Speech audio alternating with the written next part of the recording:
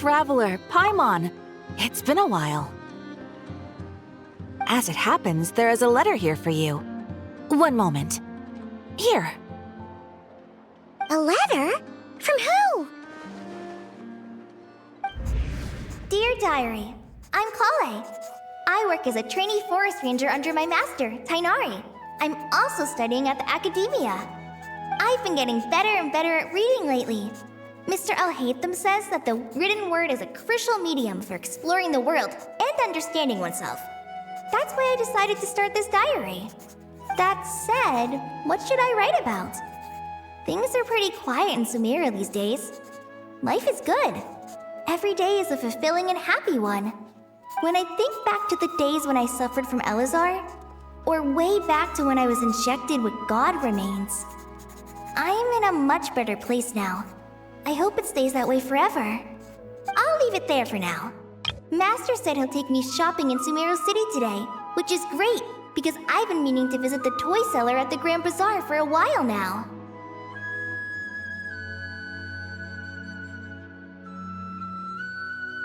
Kale, time to go. Yes, Master! Huh?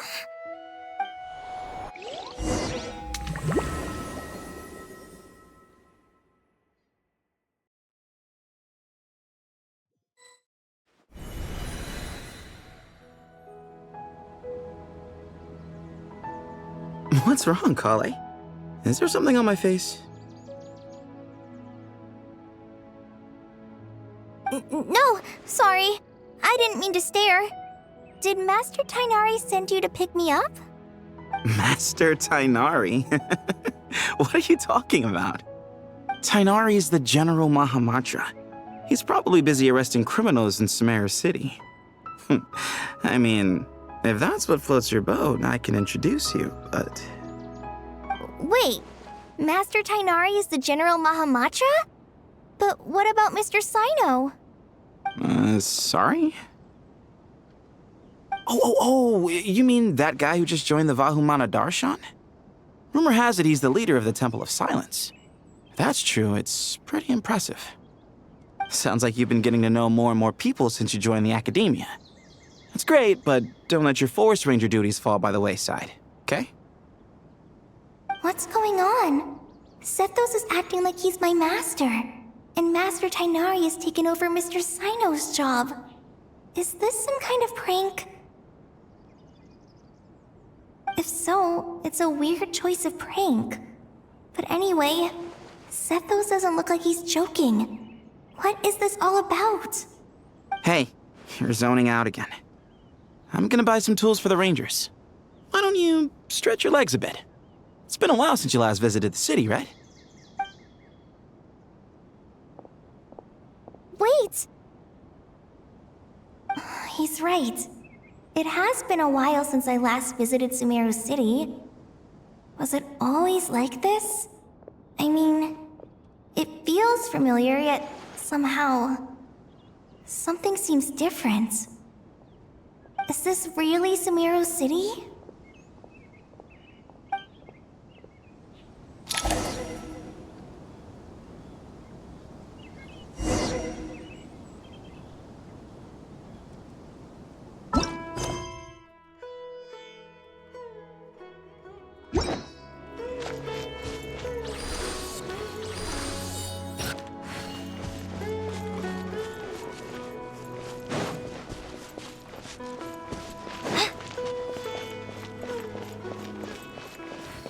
Hey, did you see who just walked by? I think she's that famous merc. Hey, did you see who just walked by? I think she's that famous merc. Yeah, it's gotta be her. That red hair gives her away. The Flame Mane. They say she can take down a dozen tough guys with just one hand.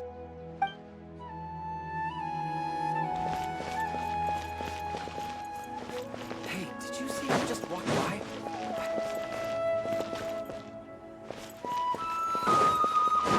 Hey, did you see who just walked? Would you like some fruit? Would you like some fruit? It takes courage to maintain... It takes courage to maintain a peaceful life, too.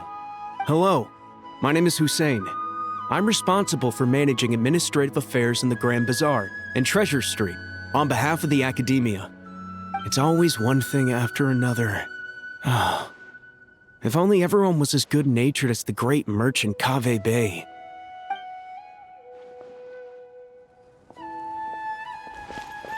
How will I ever save enough money to buy that custom-made axe? How will I ever save enough money to buy that custom-made axe with floral carvings from the blacksmith? To use as a weapon, of course. As Hussein's secretary, I must ensure his safety. Don't underestimate me just because I'm a homemaker. I used to be a mercenary in the Corps of 30. Peace is precious, but you must always be prepared for the worst.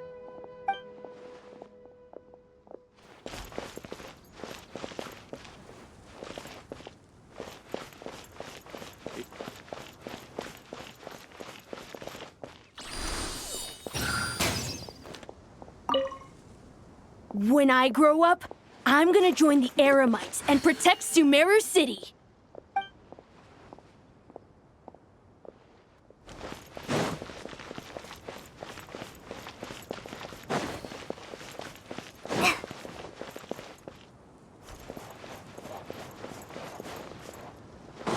It takes courage to maintain a peaceful...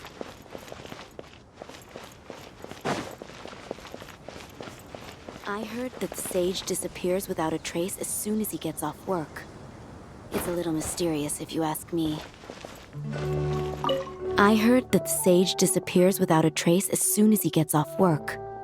It's a little mysterious if you ask me.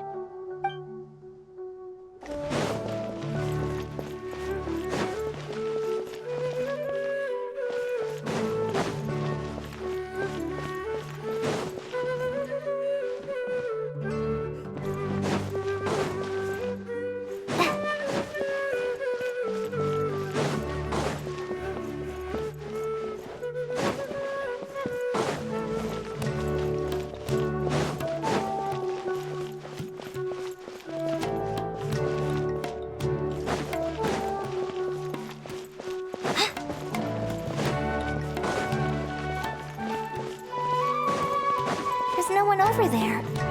I should go check out somewhere else instead. There's no one over there. I should go check out somewhere else instead.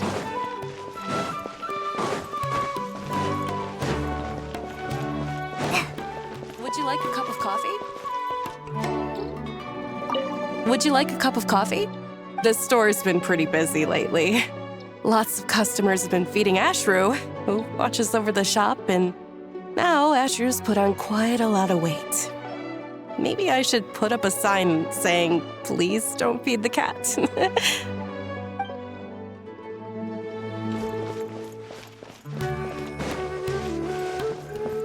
Would you like a cup of coffee? Students are under so much pressure these days. Sometimes I just want to write their papers for them. Would you like...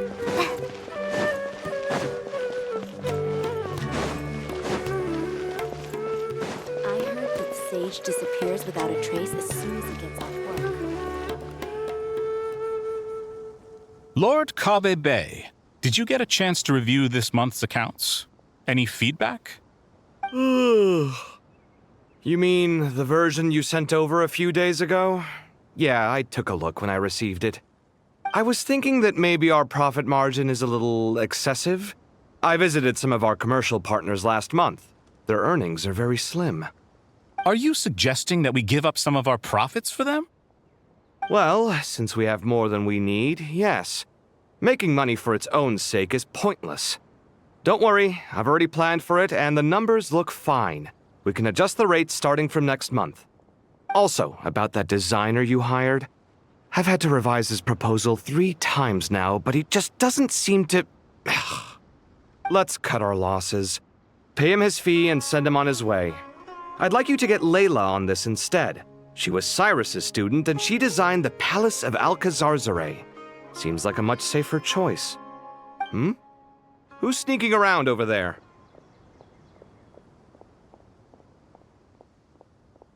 Mr. Kaveh? Do you recognize this person, sir? Yes, it's all right. We've met. This is Kale, Sethos' trainee. He brought her along the last time I went for drinks with him. What brings you to the city, Kale? Is your master here too? No, this is all wrong! Why is Mr. Kave saying that too? Tainari is my master, not Sethos! This can't be real. I have to ask someone else. There's gotta be someone else out there who still remembers the truth. Hey, wait! Don't run off! How strange. What's gotten into her today? It's like everyone switched places. I guess I'll keep looking around. I heard that Sage Remember a while back when I was working on a renovation plan for the House of Dana? Well, I submitted a report to the Grand Sage and he rejected it. It's infuriating! How does someone with no sense of aesthetics whatsoever even become the Grand Sage? Please, calm down, Lord Kave. Maybe it's for the best that the proposal wasn't approved. Weren't you planning on paying for the renovations out of your own pocket? The Grand Sage just saved you a huge sum of mora. You're right. It's his loss if he doesn't want to work with me. Let him live out the rest of his days in an artless void for all I care. Anyway, enough about that killjoy. There's supposed to be a show at the Zubair Theater today. Are you guys free later? Tickets are on me if you want to join.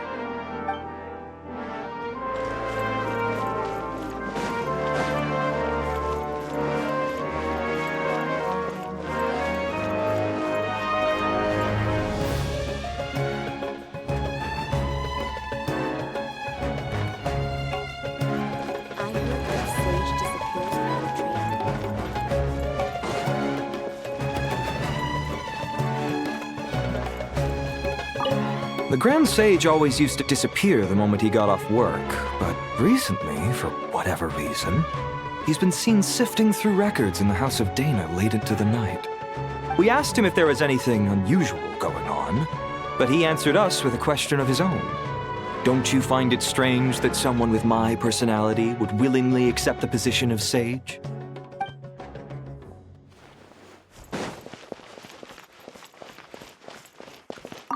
Hey, bud, can I ask you a favor?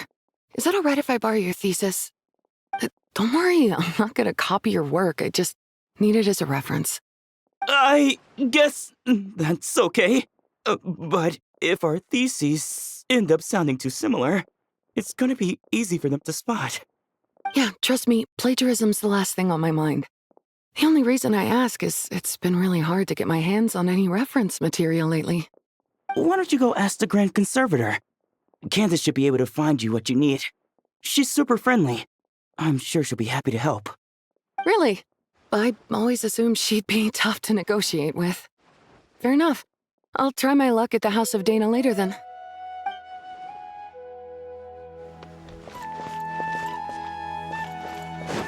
Would you like a cup of coffee? Students are under so much pressure. Students are under so much pressure these days. Sometimes I just want to write their papers for them. Peculiar papers come to me for review every day. I really wish they were able to relax once in a while and not be constantly plagued by academic conundrums. It doesn't do a person any good to spend too long down the rabbit hole.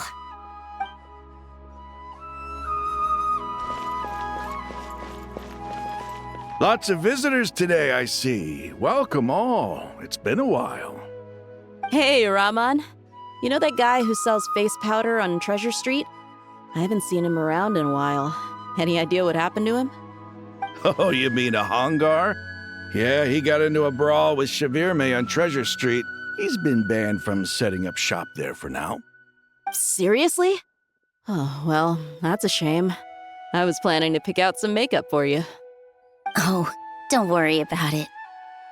The legendary Flame Mane discussing makeup with the Zubair Theater star dancer. Now there's something you don't see every day. Flame Mane? You know, I'm not actually sure when people started calling me that. Maybe the other Eremites thought I needed a fiercer title to scare people off? To be completely honest, I think the title would fit you better than me, Dia. You think? Can't say I've never imagined myself as a merc. If I ever give up the dancing, maybe I'll head to the desert and give the eremite life a try. You would? Is that so strange? Oh, not at all. In fact, I've actually had similar thoughts before. If I ever get tired of sleeping out in the wild, I think I might go look for a job at the Zubair Theater. I've adored the dance of Sub-Zeros ever since the first time I saw you perform it. If the chance ever came up, I'd love to try it out on stage for myself. Really? If our manager Sataria heard you say that, she'd hold you to it. Probably grab you by the sleeve and never let you go again. Hey, when that day comes, I'll do your makeup myself. How's that sound? Sure. If the day comes, I'd be honored.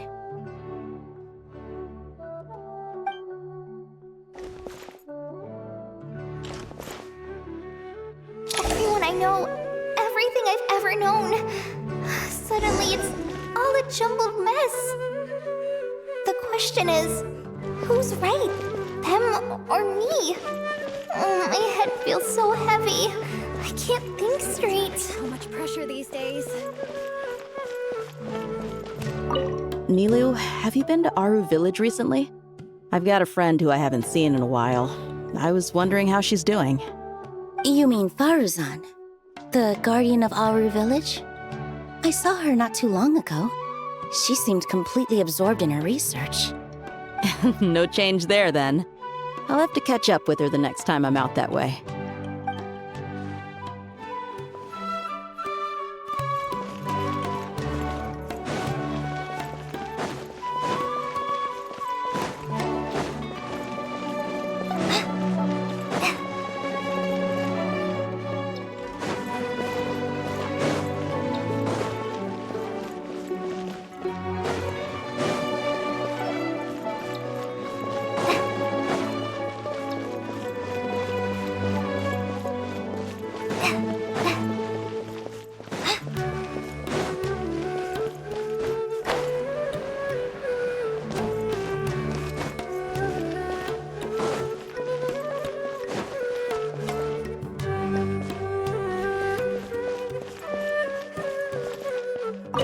Hi, Mr. Sino. What are you thinking about? There's a chapter in King of Invocations where the spirit of someone who died long ago possesses a living man's body. To the outside world, it looks like he's developed a whole new personality. I was just thinking how terrifying that would be for his friends. Imagine waking up one day to find that a friend of yours has suddenly become a different person. Huh? So what got you thinking about that? I don't know, but something feels off. Everything looks fine on the surface, but can human perception really be trusted?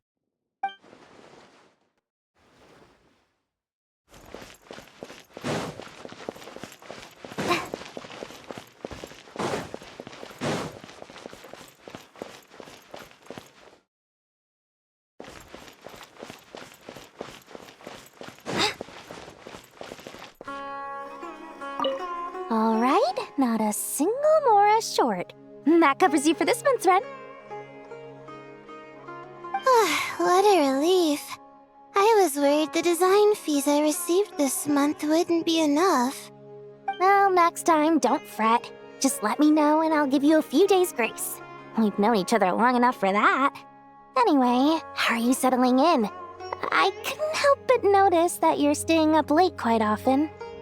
Yeah, I can't explain it. I just feel more inspired at night.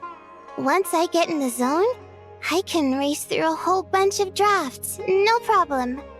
But what about you? I keep hearing you sighing these days. Is everything okay? Well, it's just... Don't you think this house is a little small? I guess I should be used to it after living here for so many years. But for some reason, I've been feeling claustrophobic recently. I want to move somewhere bigger. Once I've made enough Mora, I'm gonna buy a huge new house As big as... at least as big as the Palace of Alcazarzaray. That sounds really expensive. True. I'll never be able to afford it on a scribe's salary alone. I need to find another way. There's no one over there. I should go check out somewhere else instead.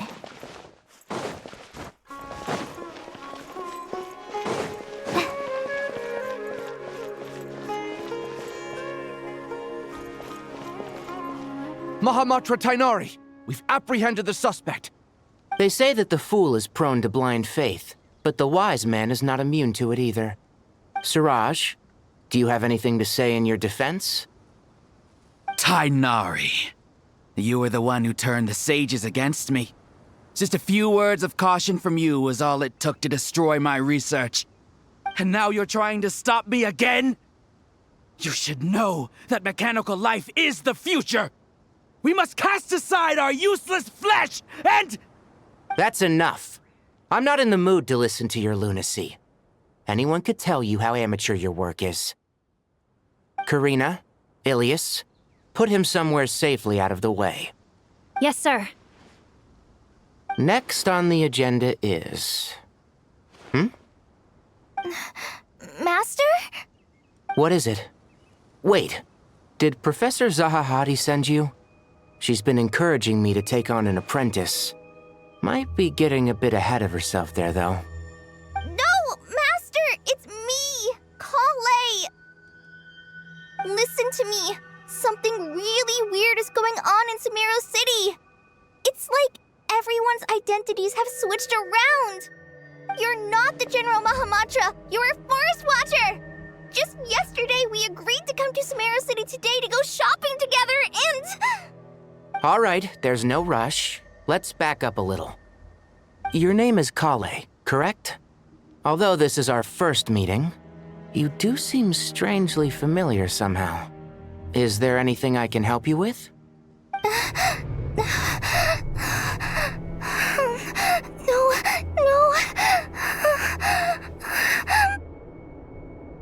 Master!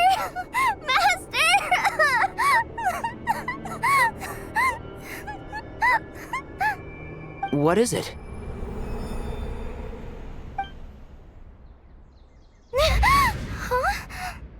Did you have another nightmare?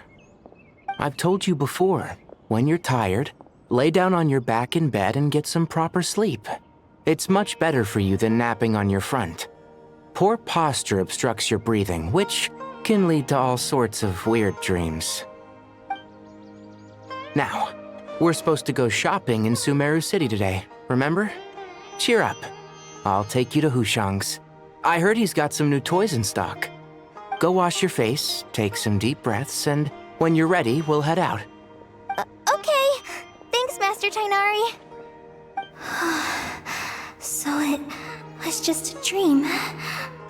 And yet, dreams can sometimes be a warning of things that will soon come to pass. Who said that? That dream felt unusually real, didn't it? Here's my suggestion. Since you're heading into Sumeru City anyway, you may as well tell Lesser Lord Kusanali about everything that happened. And just to be on the safe side, I think you should also inform your 2 traveler friends who once helped save Sumeru. I'd write them a letter if I were you. Time is short. A storm is coming from beyond the bounds of fate.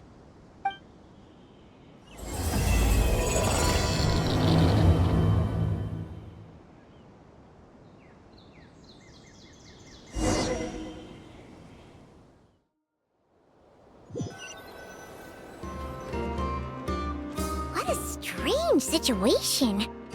No wonder Kale was in such a rush to write us a letter. Imagine waking up one day to find that everything around you has changed. You might not even recognize Paimon anymore. Oh, that's a scary thought. Let's get to Sumeru and find out what the heck is going on.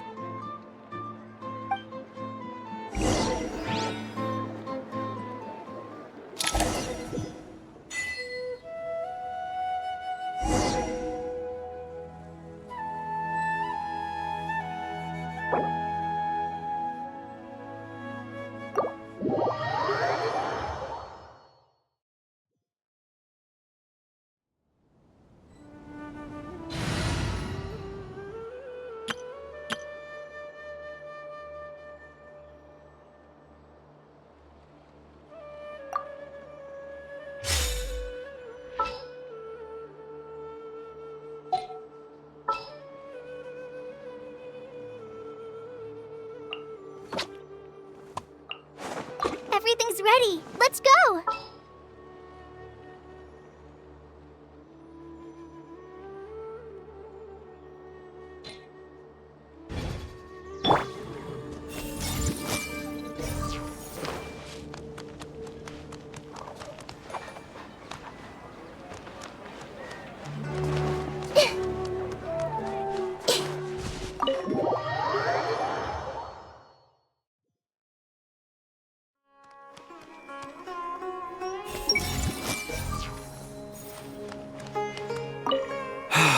I can't believe I have to move so far away on such short notice. I made an automatic watering device so that my flowers won't wither and die while I'm away from home. Hey, do you think renovation works is the real reason they're moving us to Caravan Rebot? There's a rumor going around that Sumeru City's buildings aren't earthquake-resistant enough. Maybe that's it? All we know for sure is that the order came down from the Dendro Archon herself.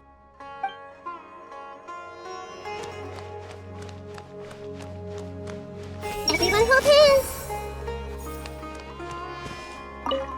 Thank you, Sage Baladuri. You really didn't have to stay with us to the end. Don't mention it. I'm your teacher. It's my job to look after my students. Is Panya doing okay? I think so. She just left the city with her mother. This'll be her first trip away from home. She's handling it much better than I imagined. As her father, it's quite a relief. I just hope they have a smooth trip. Pack up your things. It's time we got going too.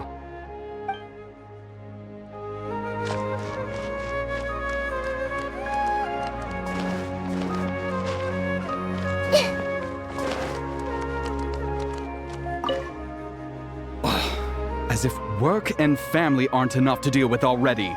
Now they're telling us to move to Caravan Rebot because of renovations? Huh.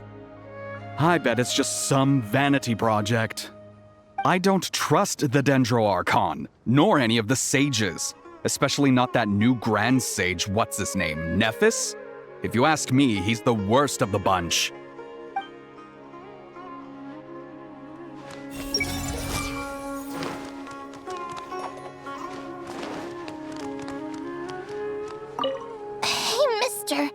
Are you a robot? Shh! Look! He's pretending to be human. He definitely doesn't want anyone to find out he's a robot. I am a robot. I was designed to infiltrate the human world undetected. My mission is to find an opportunity to destroy humanity. I knew it! It's just like in the Pixar books. What do we do? We're the only ones who know his secret, right? Surely he won't silence us for good. You have discovered my secret. Now I must take you as my prisoners. I will tickle your feet until you join the robot army. Don't be afraid. I'll protect you. Take this, robot! Ow, ow, stop, stop! I was just kidding. I'm human. I'm human!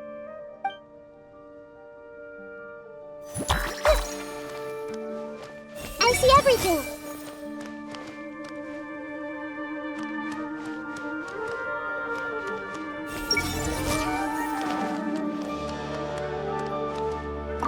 Hey, now's not a good time to visit Sumeru City.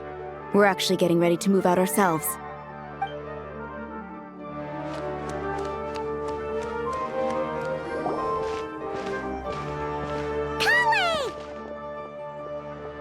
Traveler! Paimon! Thank goodness! I'm so glad you made it! Of course! We won't let anything happen to you, Kale. So, what's going on in Sumeru City? Looks like lots of people are moving or something. Yeah, I was just gonna say. After I wrote my letter, Master and I went to Sumeru City and told the Dendro Archon everything that I experienced, from start to finish. She was silent at first. It seemed like she was deep in thought. Then the next day, we got told that she was ordering everyone to leave Sumeru City immediately and move to Caravan Rebot. The entire population of the city has to move? Not just Sumeru City.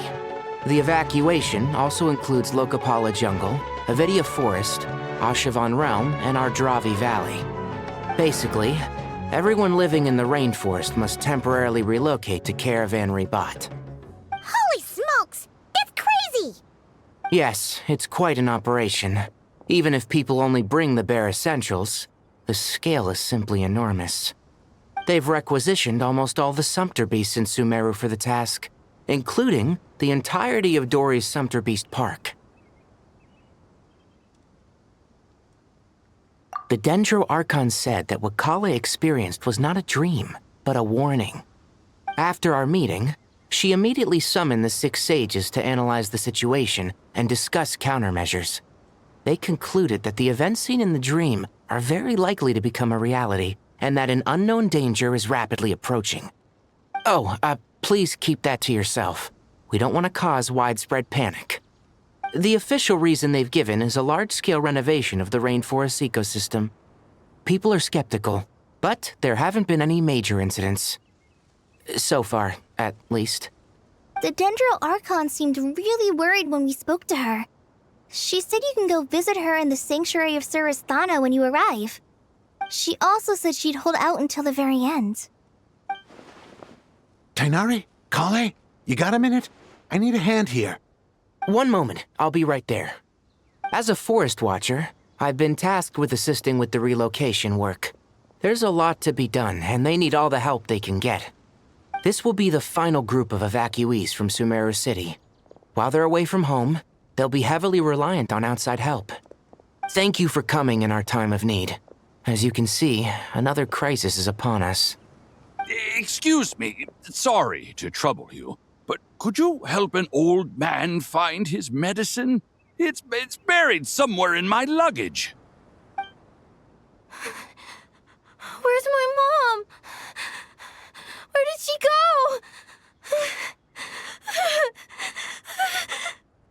go? Don't worry, it'll be okay. Those items are worth a small fortune. Make sure you store them somewhere safe. You understand? I bet you thought you'd get away with this in the chaos, huh? Guess again. No petty thief gets past me.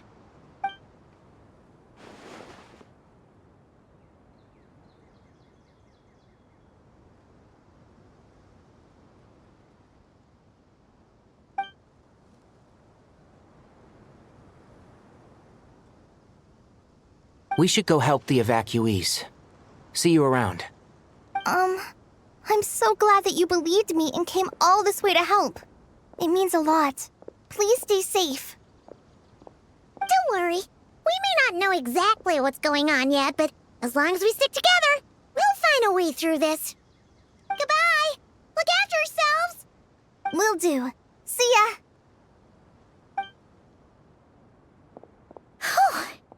Paimon's not sure how she found the words to comfort Kale because, honestly, she's kind of nervous herself. Let's head to the Sanctuary of Surasthana and see Nahida.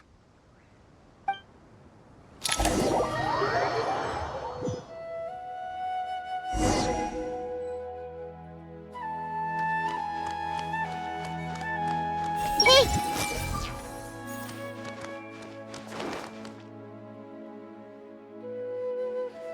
Who goes there? No unauthorized access to this place. By order of Mahamatra Sino. Are you blind? It's the Traveler and Paimon. Surely you've seen them before. Huh? Oh, so it is. I'm sorry, I haven't been sleeping well lately. My nerves are a little frayed. The Dendro Archon is in a very vulnerable state at the moment. Mahamatra Sino is concerned that our enemies might choose this moment to strike, so he's ordered us to strengthen our defenses. Just seeing you two again already puts our minds at ease. Please, enter. I'm sure everyone's expecting you.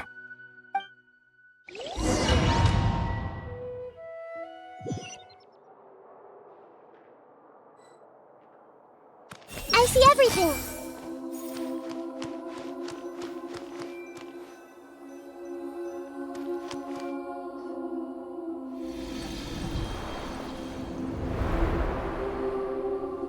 Traveler, Paimon, you made it. Aha!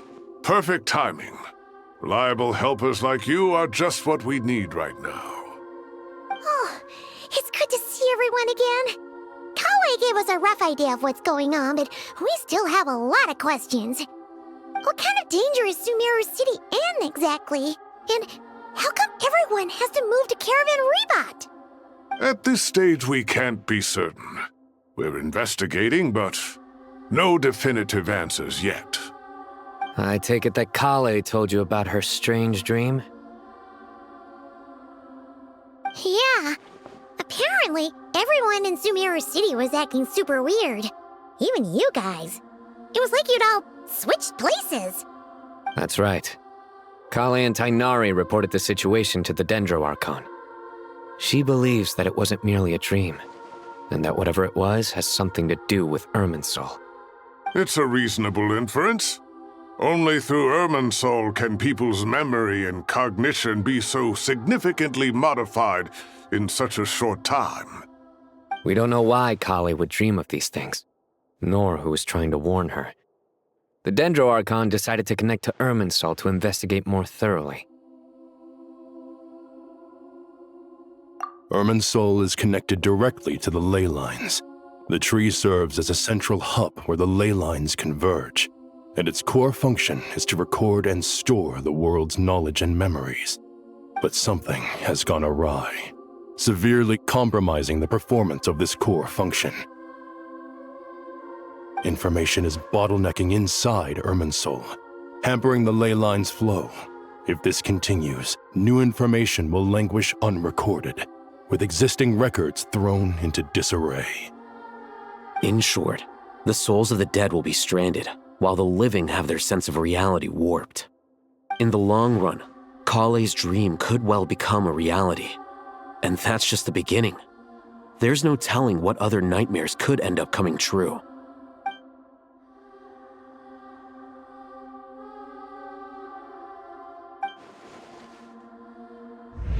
I have come this far, to use my death to open the gates of the ley lines to my people.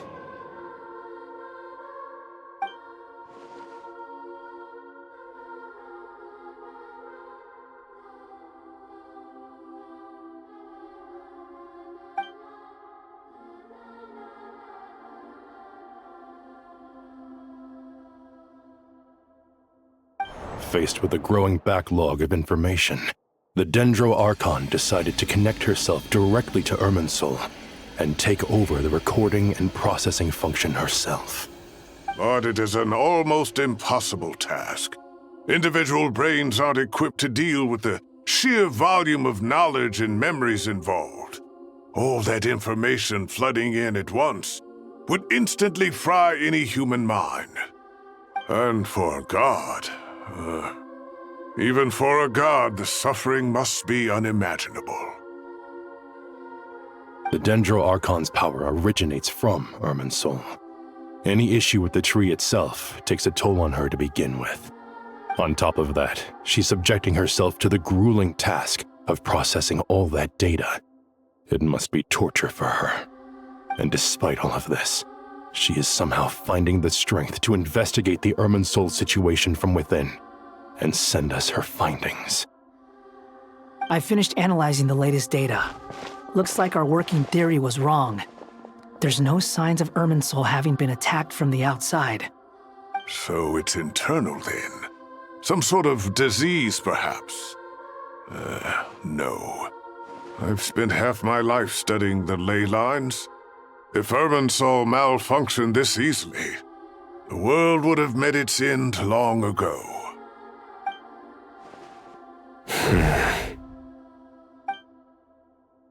Sino? What is it? Not long ago, I got a tip from the Core of 30 that a large number of unidentified merchant caravans had recently been spotted entering Sumeru through Beta Harbor. At first, I suspected that they might have something to do with all this, so I sent some people to investigate. But if Irminsul wasn't attacked from the outside... Don't you think there are more important things to worry about right now than guessing who's behind all this? It's been over 12 hours with no new intel. If even the Keeper of Irminsul is this badly affected, you can imagine how bad things are in there.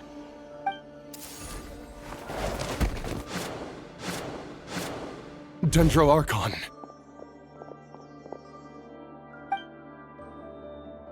Nahida! What's wrong?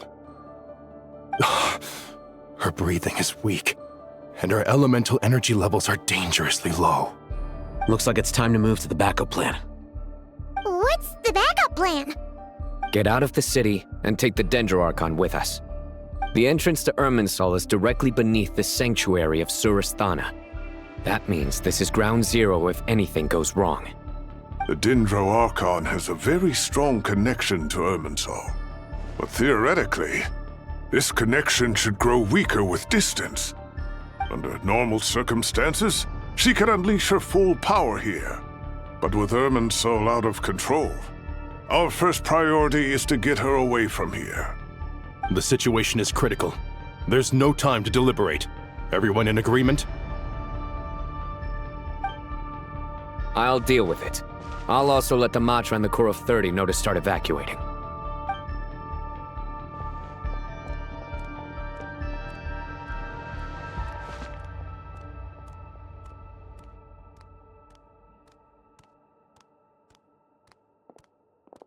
Let's go. No sense grieving when there's nothing more we can do. Agreed. We'll be back as soon as this is over.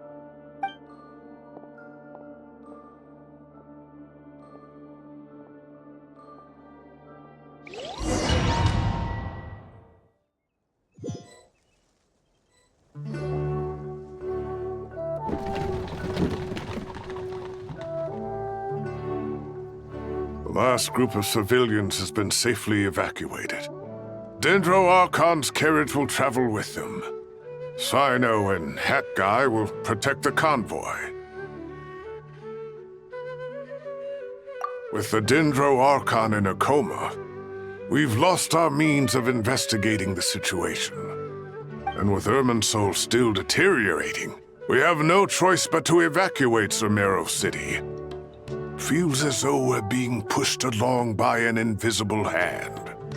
Stop moaning, Cyrus. We're the teachers here.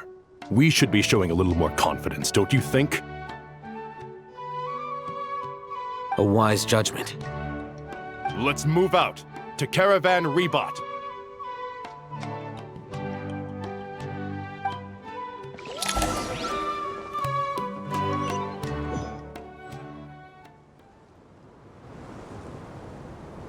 Sir, all units are in position.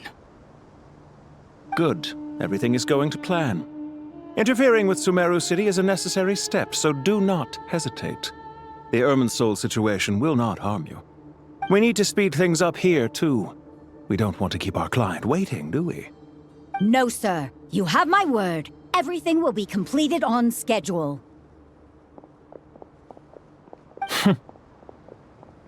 They say that fervent ambition attracts the favor of the gods, and with it, a vision. But we appear to be the exception. So, is our ambition not strong enough? Or does it threaten the very foundations of this world?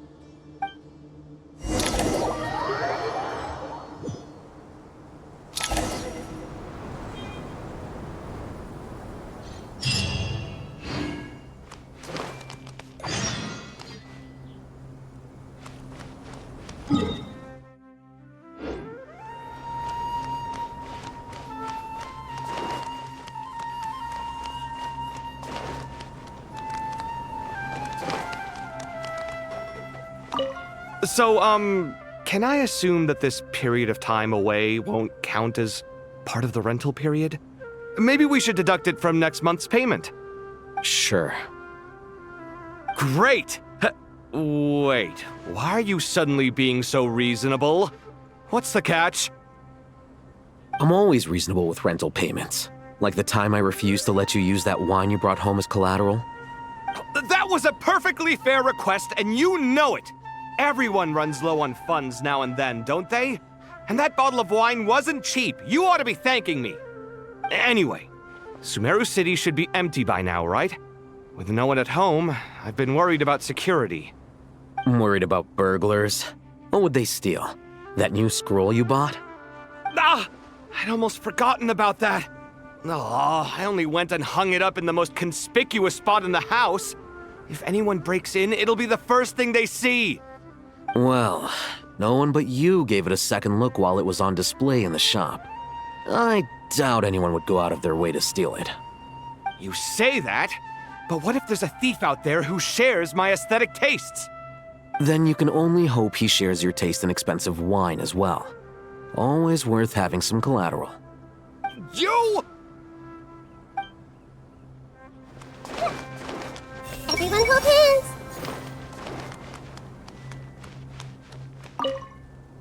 Keep your eyes peeled. It's down to us to maintain order at this time. This is a direct command from the Mahamata. Everyone stay vigilant. We cannot allow bad actors to take advantage of the chaos.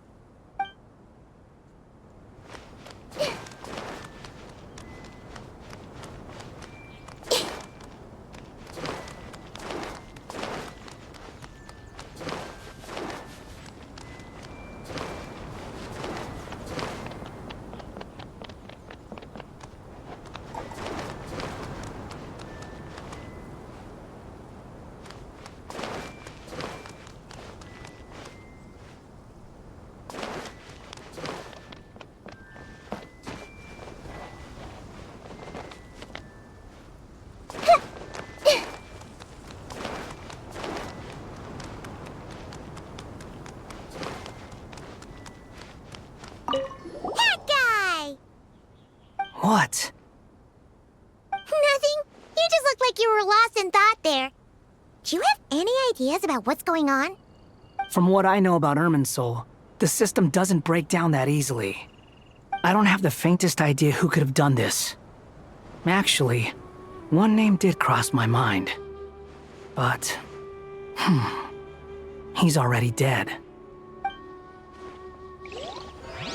Hey!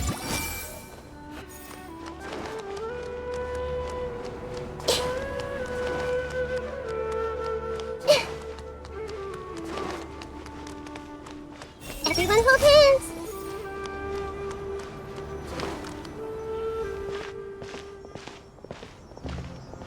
How is the Dendro-Archon? Her breathing is steady. I prepared some therapeutic incense for her, but it hasn't had much effect. Her vitals are still very weak. Based on the information you've provided, I have a working hypothesis. Her condition is partly due to Irminsul's influence, and partly due to a physiological imbalance caused by the rapid depletion of her power. Elemental energy usually flows through the body at a relatively constant rate. The body grows accustomed to this rhythm, so when it's thrown out of balance, physical symptoms will appear. Is this similar to the ley lines?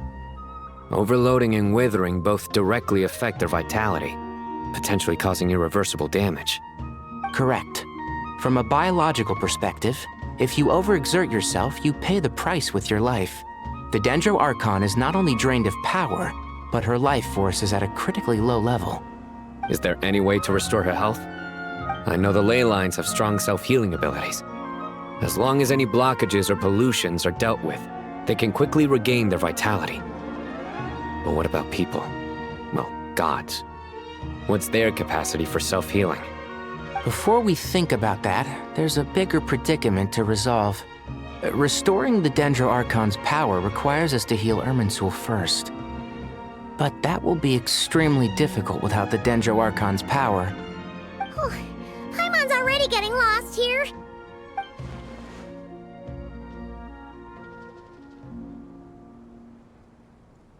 Master Tighnari and Sino look so serious.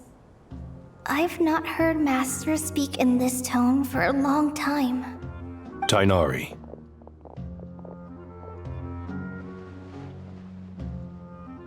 Master Nephis, sages. Tighnari, haven't seen you in ages. Have you gotten taller? Or did your ears get longer? Hopefully the former, Uncle Baladuri. Sino, where's Professor Cyrus? I thought he'd be with you. He went out into the wild to investigate the situation. He said that the Irminsul anomaly will likely start to affect the real world soon. He shouldn't be trotting around alone at his age. Which way did he go? I'll look for him later. Would someone mind introducing us? Ah yes, of course. Allow me to do the honors. I'm sure we're all familiar with the Traveler and Paimon. They're the heroes who helped foil Azar's conspiracy and save Sumeru. These gentlemen and I are the 6 current sages of the Academia. Balduri and I are part of the Old Guard, while the other 4 took office after Azar and his clique fell from power. We have Sage Alkindi of the Spantamad Darshan, Sage Farnas of Kasharawar, Rataoist Sage Shakir, and finally Harabatot Sage Rusht. Nice to meet you all! I've heard much about you. Delighted to finally meet you in person. You're younger than I imagined for someone with the power to stand up to fate itself. Thank you for lending your aid to Sumeru once more. Once we're on the other side of this, could we get a photo together? My daughter has a friend named Isak. He's always talking about you two. Of course! No true hero would deny a child their wish. Back to business. So with the Dendro Archon currently in a coma, the people have taken temporary refuge at Caravan Rebat, but they cannot stay here forever. We need to come up with a plan as soon as possible. Fernas, any thoughts? Well, firstly, having reviewed the data, I'm inclined to agree with your assessment. This doesn't look like an attack on Irminsul from the outside. Rather, it resembles a malfunctioning machine. Calculations going haywire and sparks flying. That being said, before we consider how to fix it, we need to understand precisely what has gone wrong. Furthermore, we somehow need to ascertain this without relying on the Dendro Archon's power. We have no direct access to Irminsul. However, we might be able to gather the information we need from the ley lines. Study the branches to learn about the trunk, in other words. Wait, is that what Cyrus is up to? No wonder he ran off to research in the wild. Curse, always one step ahead of me, isn't he? I heard that while in the sanctuary of Surasthana, the Dendro Archon had to serve as the central information hub herself. This is a clear sign the situation within Irminsul might be far worse than we can imagine. Irminsul is vital not just to the safety of Sumeru, but to all of Teyvat. We must be the ones to bear responsibility for this world. To be on the safe side, I think we need to consider some backup plans. Are you saying we should consider a scenario in which Irminsul is completely destroyed? I'm merely pointing out that the possibility exists. You have a valid point. But until worst comes to worst, I believe we should focus our efforts on resolving the Irminsul anomaly and helping it recover. Kale, I understand that you were the first to foresee this crisis. If it's all right, I'd like to talk with you about it in more detail. Of course! But even I don't know how I came to have that dream. If there are no signs of external damage, could it be a stress fracture? Metals tend to suffer from this issue with long-term use, and Irminsul has existed for centuries, after all. It's possible, but surely a stress fracture would be more likely to cause a complete shutdown rather than chaos. Sages, General Mahamatra, sorry to interrupt, but something has come up. What happened? Some citizens didn't believe that Sumeru City was really in any danger. They slipped away and hid during the relocation, intending to return home. How many people are we talking? About a dozen. Sakura found them while on patrol, but they appeared to be suffering from psychosis. For whatever reason, they were trying to kill each other. By the time we arrived, there were only 2 survivors. One was unconscious from their injuries. The other tried to attack us, but was subdued. Where did this happen? Near Yasna Monument. That's not far from Caravan Rebat. Master. I know. The Irminsul anomaly is beginning to have effects in the world. I didn't expect it to spread to Yasna Monument so soon. It almost feels like we're being chased relentlessly, with no time to catch our breath. Sir Cyrus said the same thing. He sent me back to report in, while he continues investigating. I'll go join him. Count me in too. Don't let my age fool you, I can still fend for myself.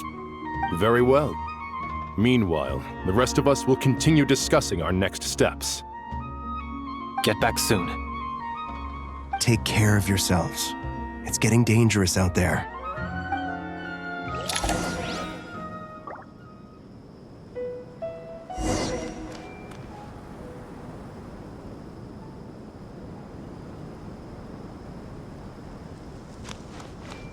Don't be nervous, Kale.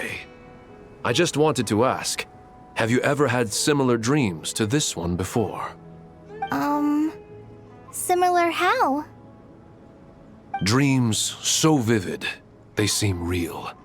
Filled with strange or dangerous things that you cannot explain. Let me think. There was one time, I don't remember it very clearly, but I saw fire. Fire? Yeah.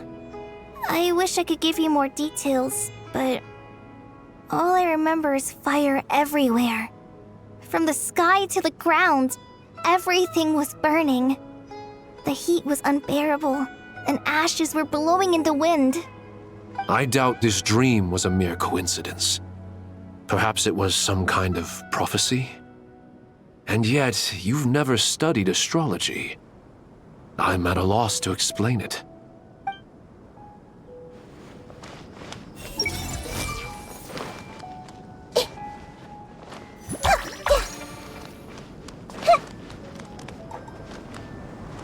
I thought we'd be safer once we got to Caravan Rebot. If the Irminsul anomaly's sphere of influence continues to expand, our only option will be to move into the desert. To Aru village? We should check if they can accommodate so many people. Essential supplies will also become an issue. We were only able to relocate here so quickly because Caravan Rebot is well stocked. If we move to the desert, we'll need to carefully calculate how much food and water to bring.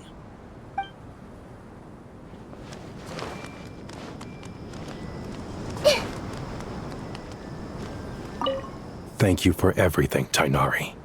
Don't worry about me. I'm fine. But if you don't mind me saying so, Master, you're looking a little nervous yourself. I only just got appointed as Grand Sage, and now this happens. It's quite overwhelming. Looking back now, I don't think I handled the situation with Azar very well at all. Yes, I protested, but I went about it the wrong way. Instead of helping, I just ended up getting locked away. Now that I'm the Grand Sage, I have to be responsible for everyone's lives, including the dozen or so who fled to Yasna Monument. I can't help but blame myself for their deaths. It's only natural that you want to do the best job you can, but Master, we both know perfection is impossible. You're right. We may well be heading into the desert before long. Feeling up to it? We left in such a hurry that I didn't bring any sun lotion, but I'm sure I can make some from local ingredients here. That was a big part of my graduation thesis, after all. Still remember? Of course, like it was yesterday. I remember asking you if you'd like to stay and teach, but you turned me down without a moment's consideration.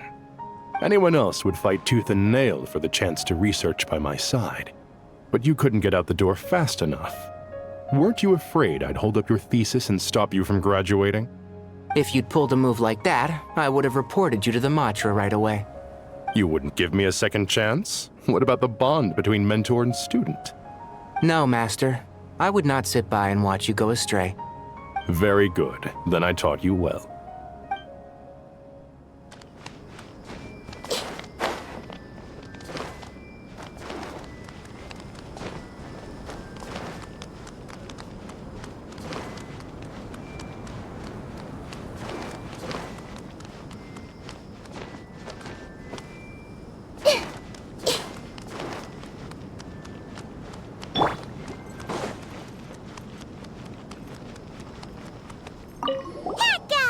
What? Nothing. You just look like you're— From what I know about Ermins, I don't have the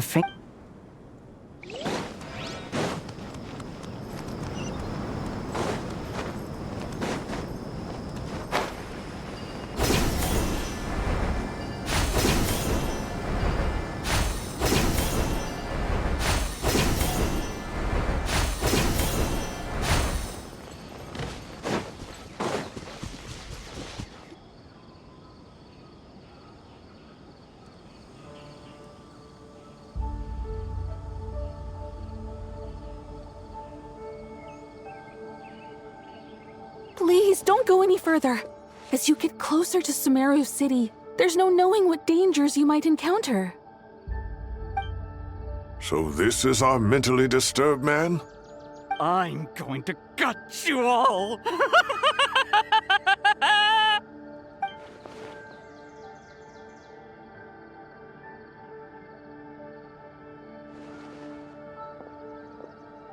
Cyrus, you didn't even bring a single guard? Do you think you're some sort of warrior? It's fine. Come here and look at this. Oh! It's— That's right. Flowers that bloom from openings in the ley lines, indicating some sort of anomaly. I don't believe I've ever seen a color like this before. Did you discover it nearby? Not just here. Way over there, too. They're everywhere. There's even more in that direction. How did you ascertain the situation further ahead? Didn't you just say that we can't go beyond this point? Yes. This area is relatively safe so far, but if you continue forward, delusions will start afflicting your mind.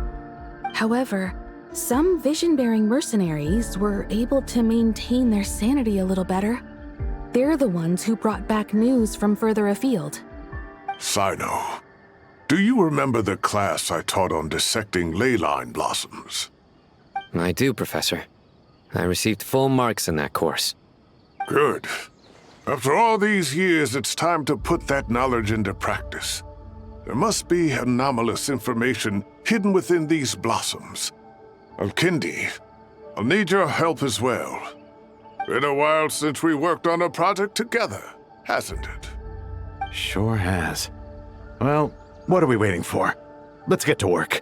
anything we can do to help?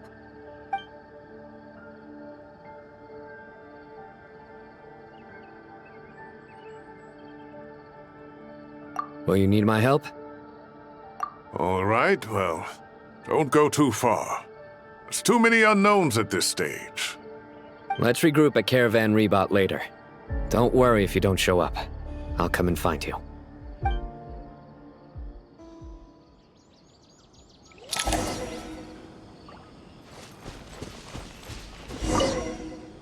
All right, well, don't go— Let's regroup at Caravan...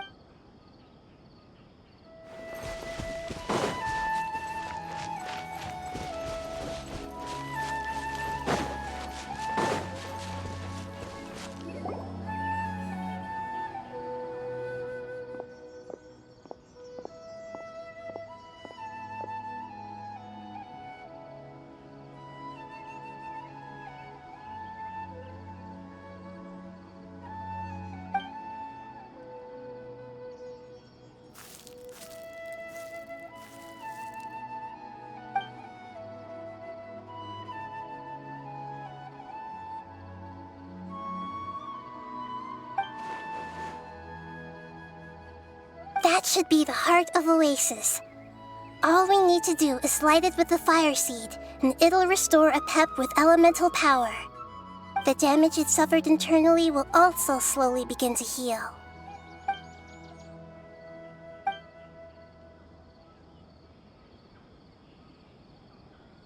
What is it? You thought of something? Really? Then let's get back and tell the others!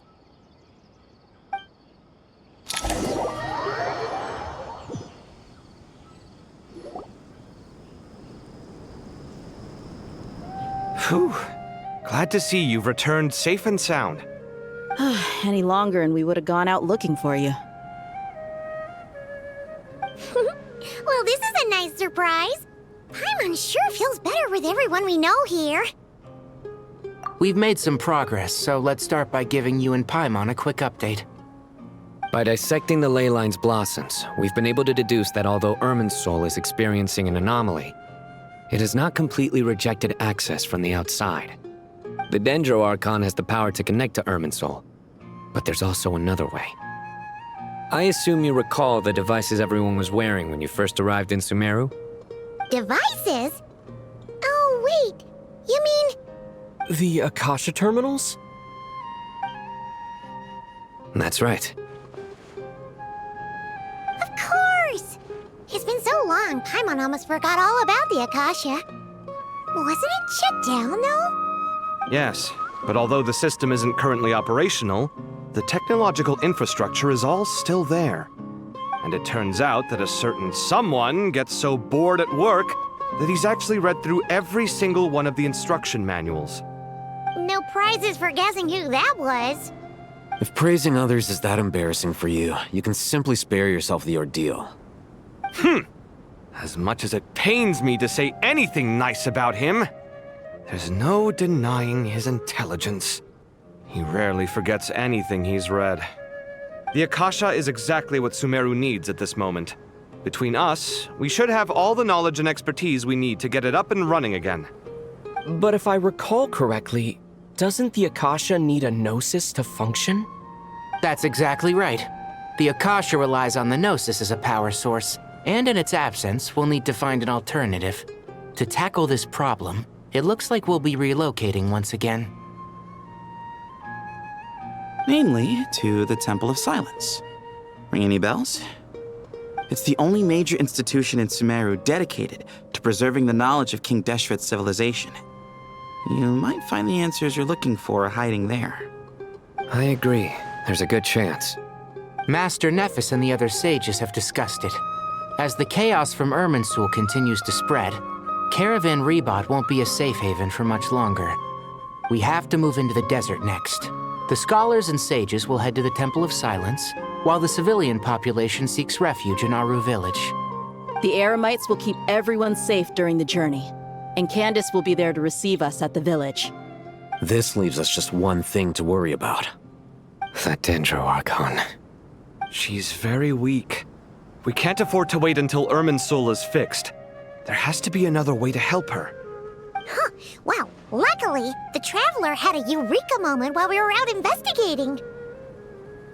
Really? Wow. Nice one, Traveler. Let's hear it. What say our Amorta experts?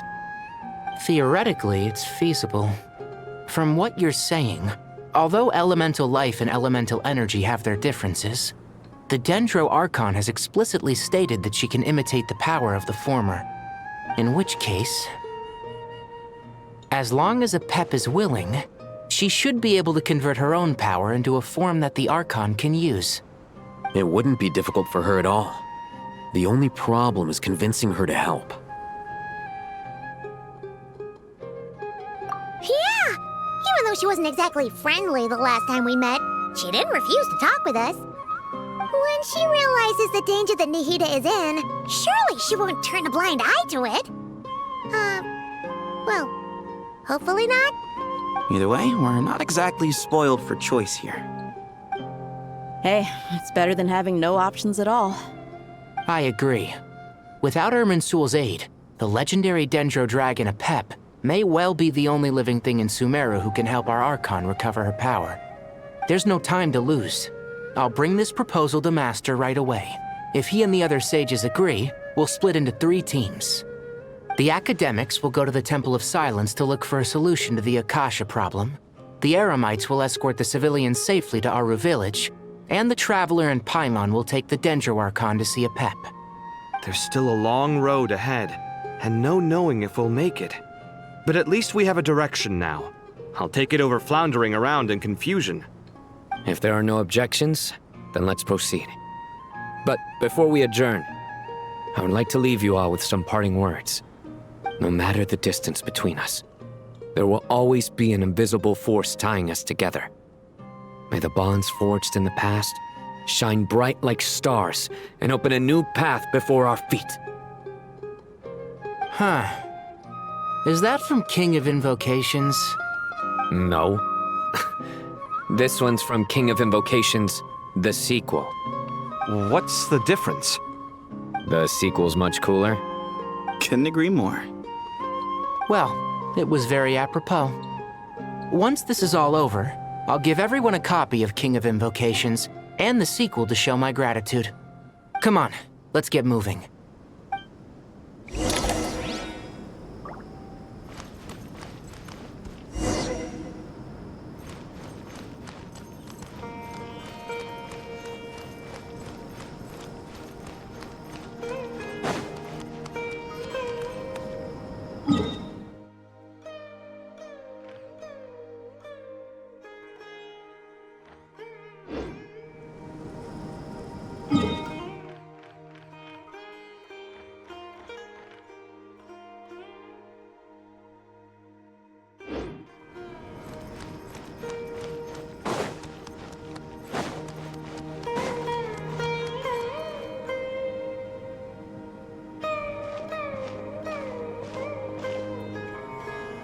Tighnari has brought me up to speed.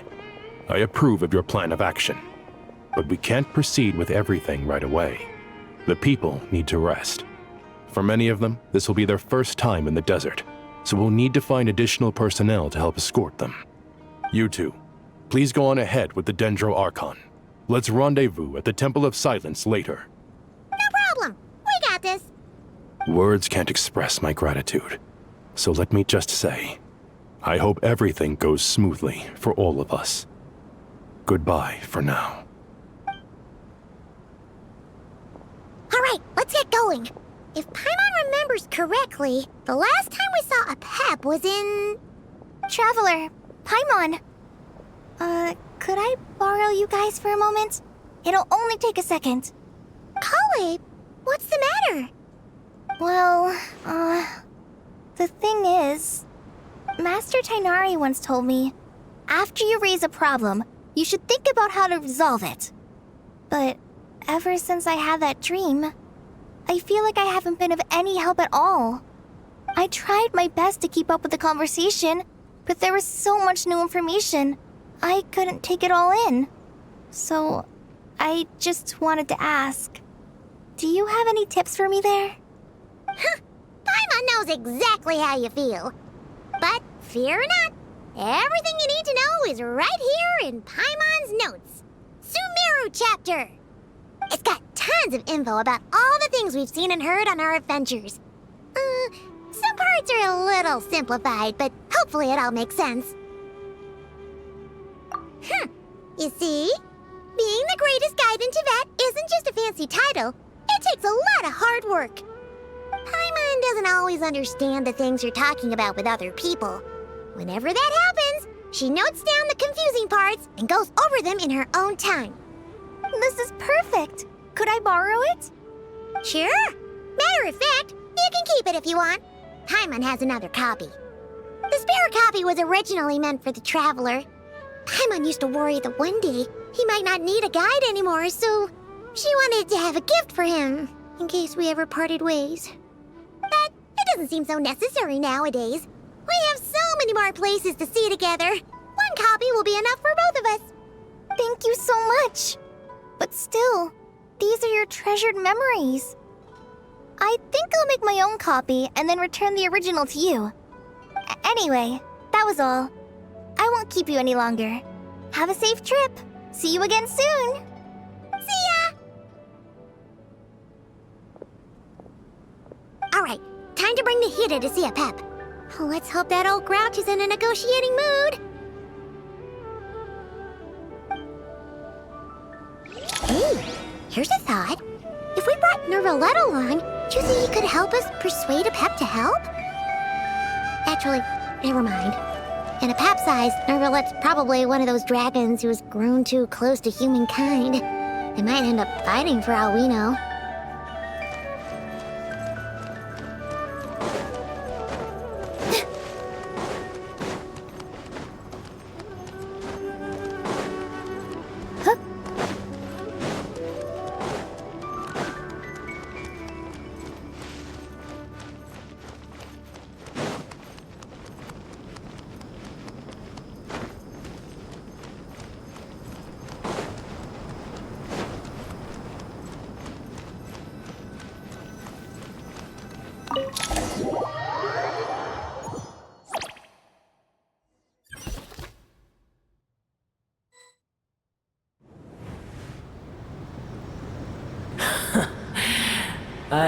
feeling your kind might come calling. The ley lines are in disarray. Something has gone wrong with Irminsul, yes.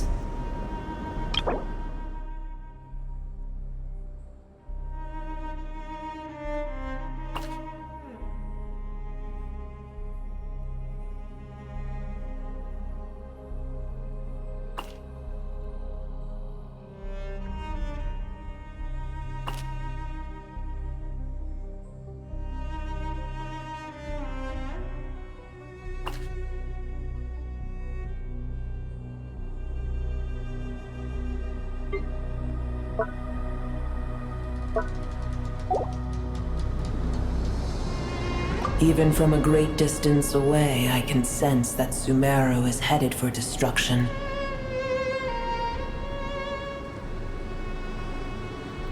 You who took our home from us, prepare to watch as your own world is plunged into oblivion.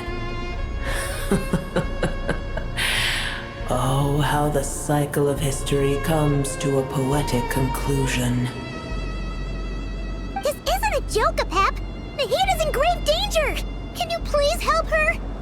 Is she now? Then do explain.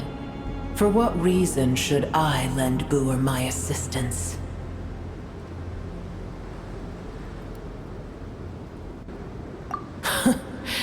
The age of the dragons ended long ago, and the world that replaced it is under the dominion of the heavenly principles.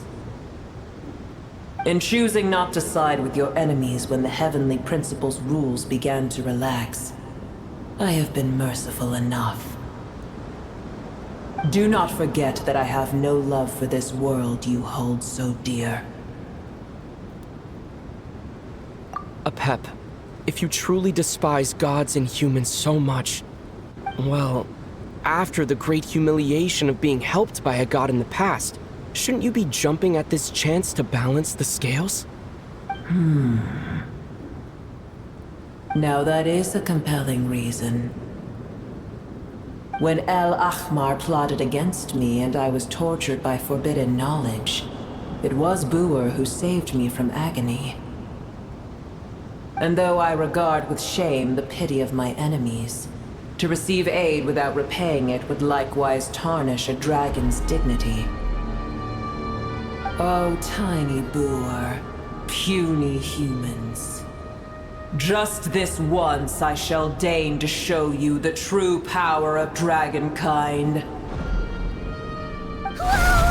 It's happening again! We're gonna get sucked in!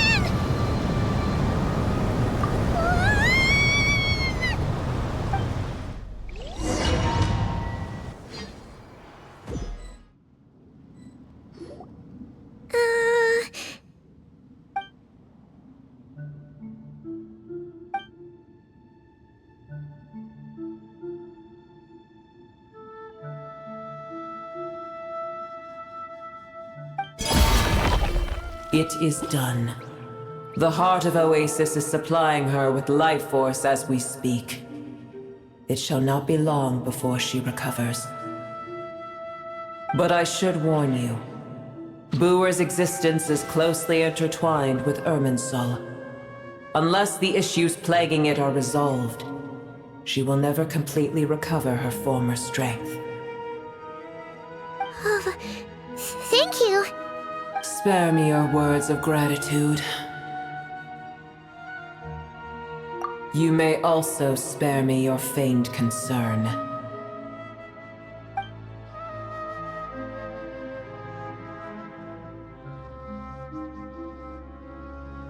A dragon's sovereign's power is far greater than you can imagine. While I was indeed weakened when the heart of Oasis ran dry, providing Tiny Booer with a morsel of my life force shall have little consequence for me. Oh, good to hear.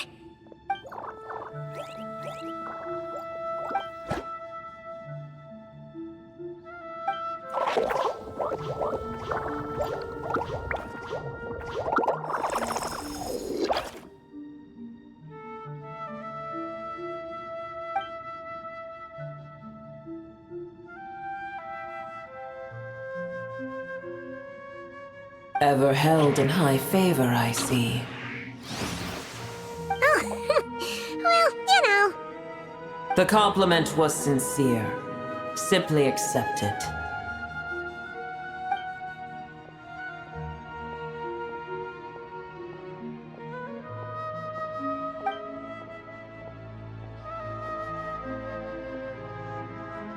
I did once. That tree was not planted by the heavenly principles. Irminsul existed before they ever arrived in Teyvat. What? There was a time when it belonged to Teyvat, to dragonkind. Its appearance and function then differed greatly from today.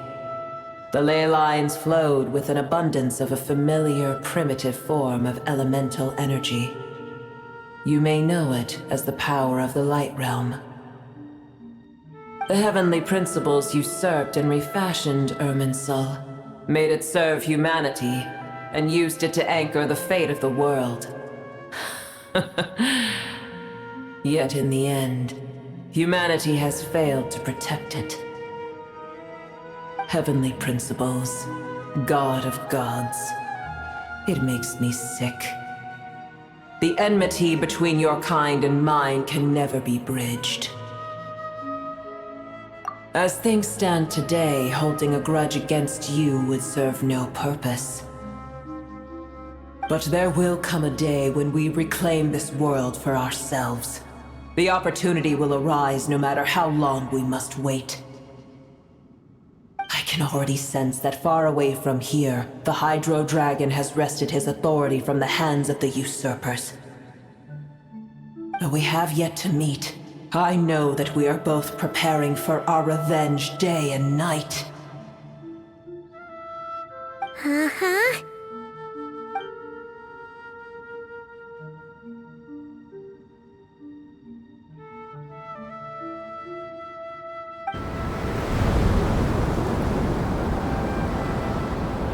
I hear a great disturbance out there.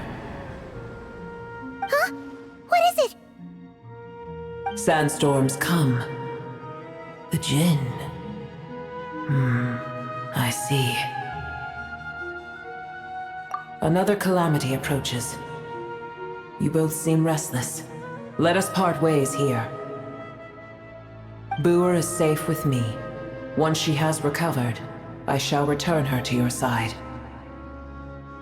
Oh, thanks again. Take care, alright? I told you already I have no need of your feigned concern.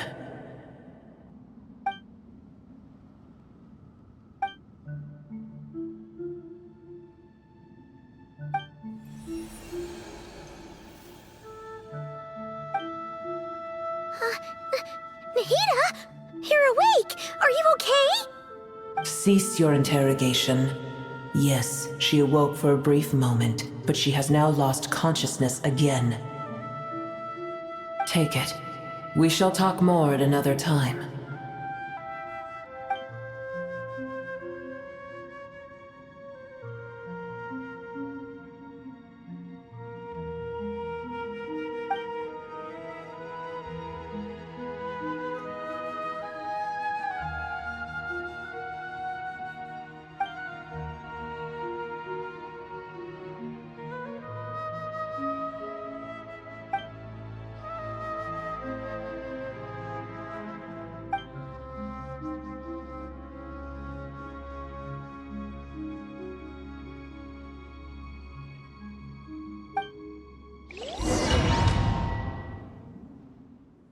Where the heck are we? Did you just dump us in the middle of nowhere? Wait. No. Paimon remembers now. The Temple of Silence is over that way. Come on, let's go find the others.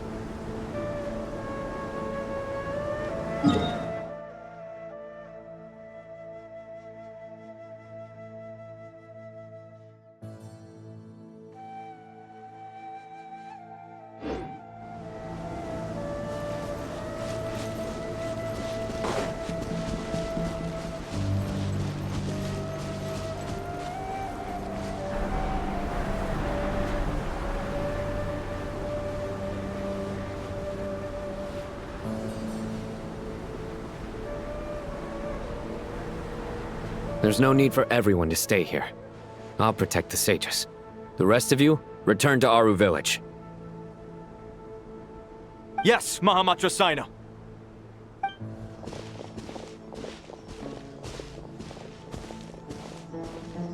Sino!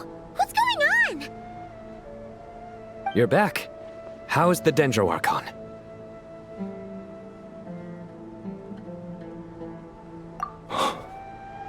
What a relief. It's the Jinn. Countless Jinn have stirred up violent sandstorms across the desert, blocking our path to the Temple of Silence. Tainari and Kale have returned to Aru village to help. The Jinn are being highly aggressive, so both the village and the merchant caravans require protection. It's just one thing after another. Where did all of them come from anyway? In all my trips to the desert, I've never seen anything like this before. As I see it, the only possible candidate is Gurabad. Gurabad? Baladuri could explain in more detail if he were here. All I know is a rumor I've heard about from previous trips to the desert. Supposedly, a great number of dormant Jinn lie sealed beneath that city.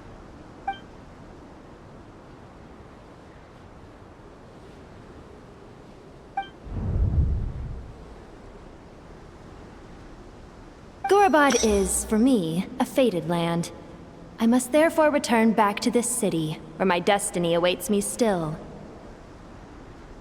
My master, I am sorry that I couldn't stay by your side for long, and that I could not have more time to get familiar with you. Lailapar.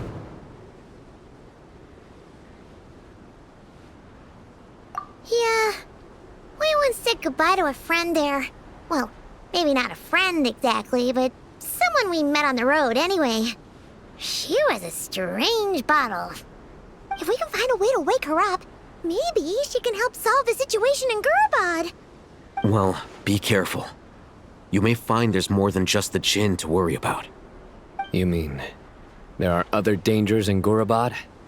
It's a sensible assumption to make. The moment we arrived in Caravan Rebad, the Irminsul anomaly started spreading in that direction. Now we've moved to the desert, and suddenly we're plagued by Jinn and sandstorms. To call it a coincidence would be a stretch. Don't worry, we've gotten a lot stronger since our last stint in Sumeru.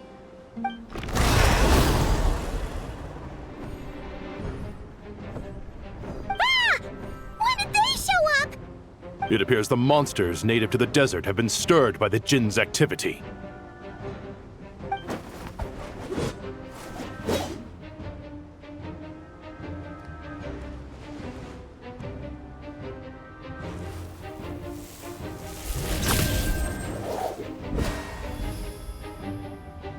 You should get going. We'll take care of things here.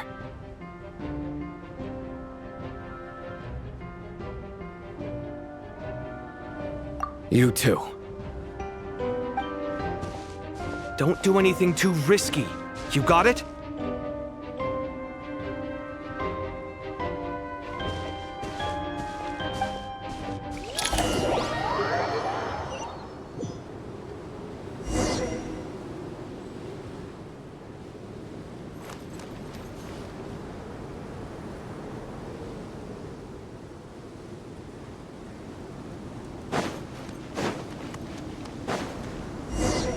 The Jinn are swarming out of Gurabad! Looks like Alhaven was right! Let's get inside and see what's going on!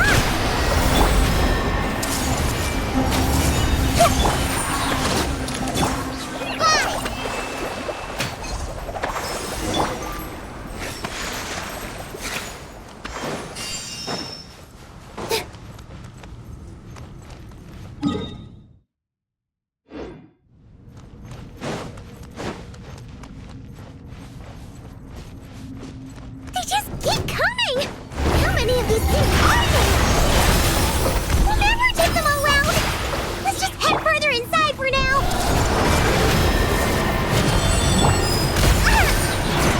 Allow me! Just like we rehearsed!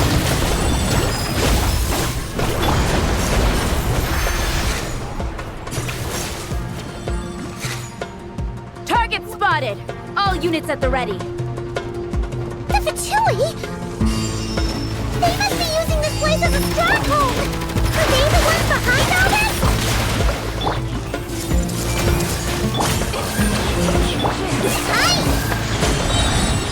Did it take too long?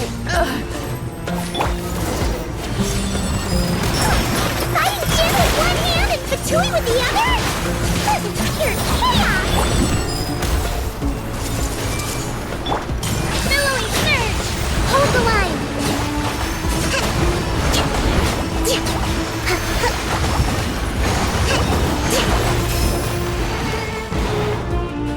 Let's move out.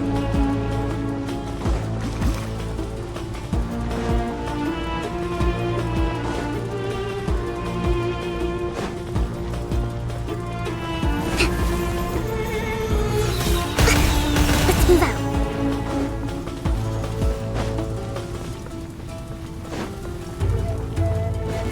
I'm gonna fix your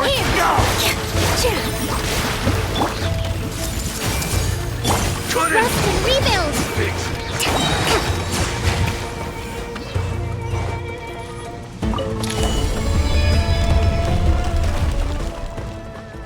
You see that strange machine?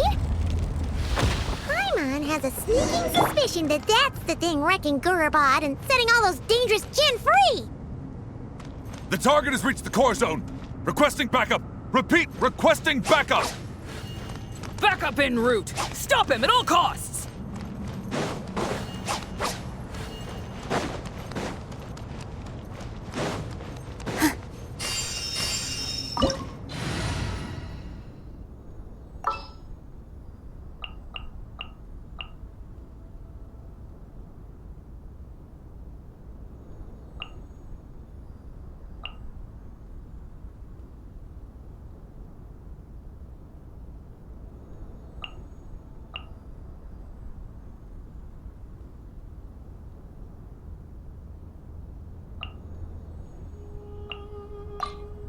Count me in!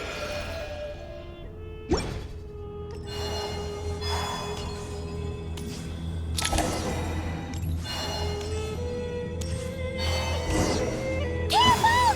They're back again! Hold back this time. I will have order!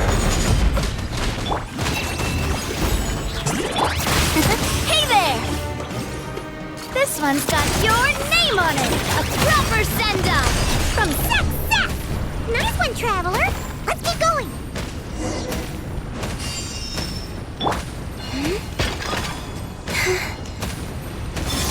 Three moons converge! Order guide you! Come say hi! Coming in hot! Shine like a gemstone! Hey there! A proper send-off from Despina with love. This is order! So, Louie! Watch out! Hey there! Fire! Well, with rocks. Hiya!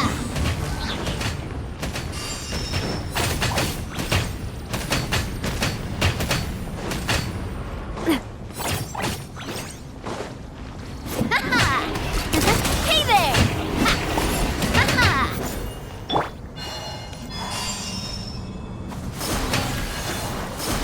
Wait. Gather! This hunk of Jin's gone kaput! Now we can finally... It seems my subordinates failed to stop you in your tracks. Apologies, sir. There is no need to apologize. You did well to hold your ground against such a powerful adversary for as long as you did. I must commend your courage and perseverance. So, you're in charge here, huh? First the problems with Irminsul, now this mess in Gurabad? Are you the ones responsible for all this? I'm afraid I cannot answer that. I assume you aren't naive enough to expect answers from an enemy. Oh, this guy is so... However you want to spin it, you're clearly involved in this somehow! now, so you can either start talking or we'll have to make you talk. Let's get him! Traveler? What's wrong?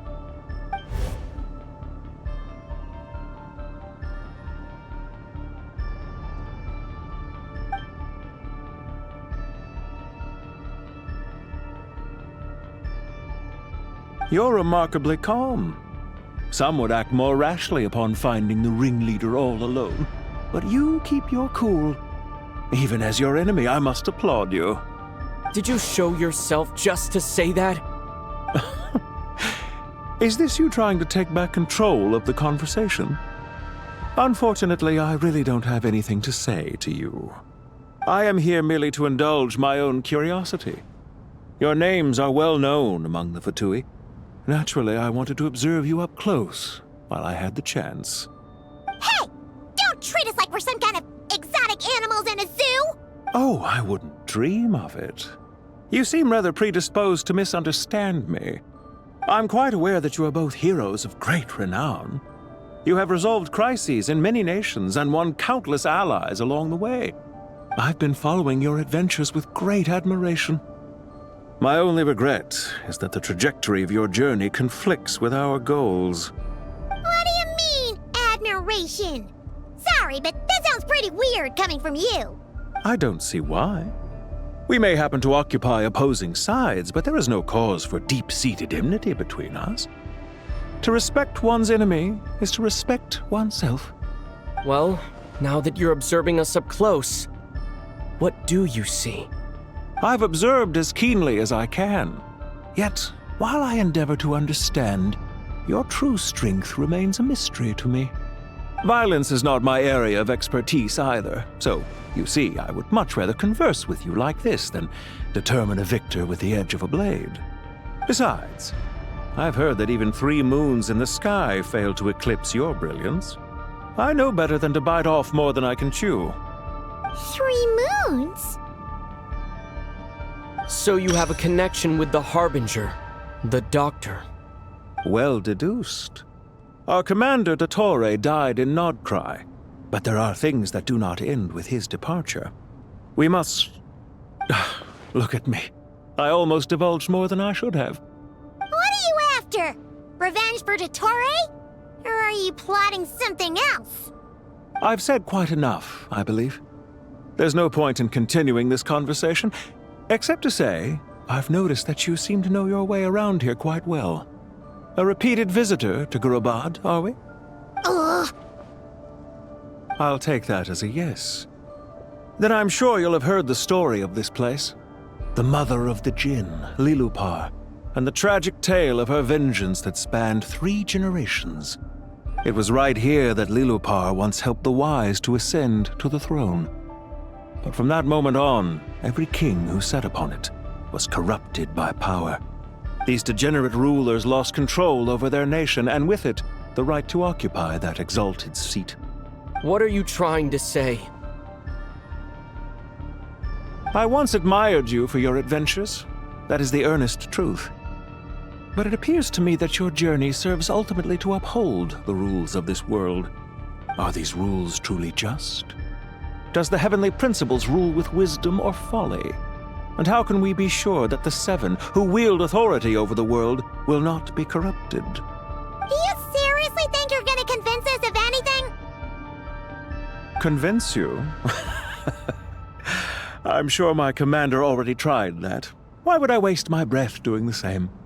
If a few words from a stranger were enough to make someone completely change their stance, it would only prove that they never had a firm will to begin with. I am merely stating my position, so that we might understand each other better. One's enemy in the present may not necessarily be an enemy for life. As for what game I'm playing here, I'm simply buying some time. But now I must bid you farewell. It was a wise decision not to attack me immediately. Since you did not fall for my ambush, I will now have to ask those in hiding to reveal themselves. Leave this to us, sir. Very well. I trust you to do what is necessary. Stall him while I execute the next step of the plan. Sumeru City, Irminsul.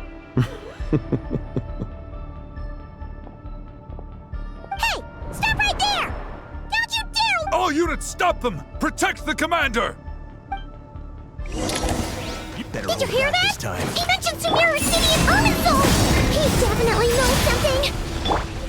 We can't let him get away! Get rid of these pesky soldiers, quick! Rear guard to the front! Don't let them through! Withdraw. A moonlit night. Get that thing in position! Hold on! Just a little longer!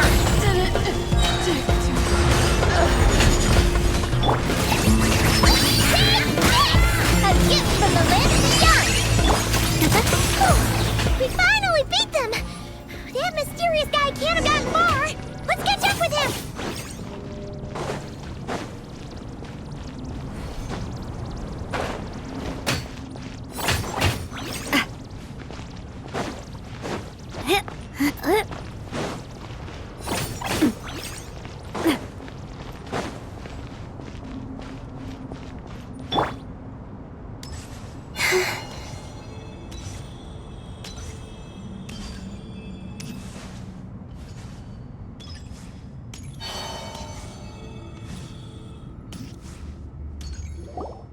Found him! Over here! You're very persistent. Hey, you! Stop running and explain yourself! What are you trying to...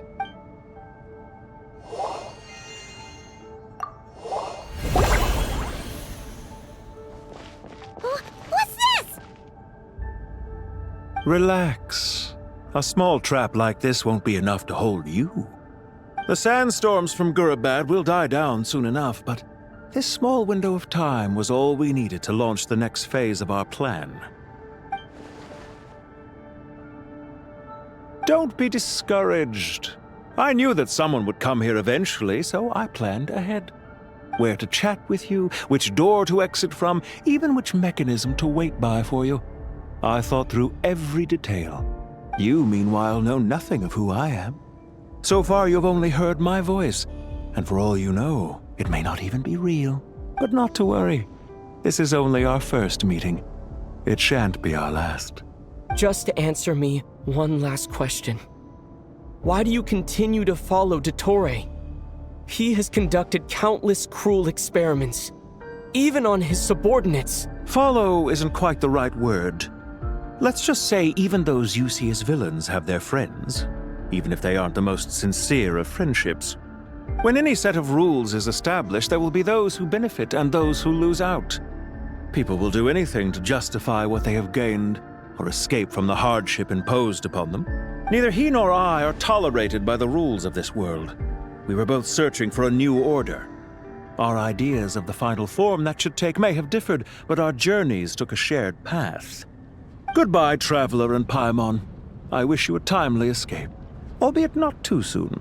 I will need a little more time to prepare, after all. Hey! Come back! Wait, this dark wall.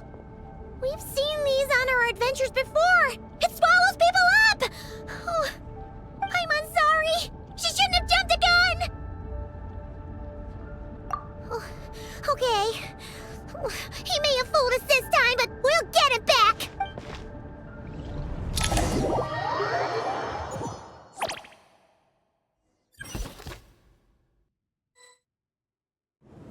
Sino and his team are guarding the north.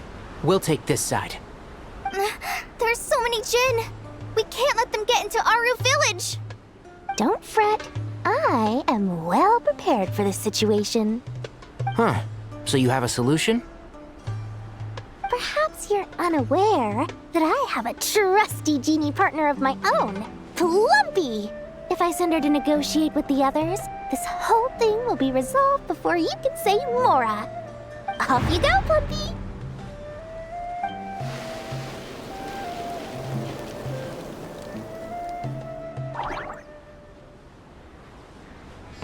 Come on, what's the holdup? 5,000 Mora. 20,000 Mora.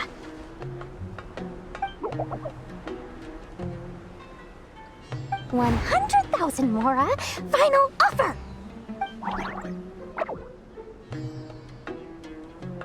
Ah, so she's a hired partner.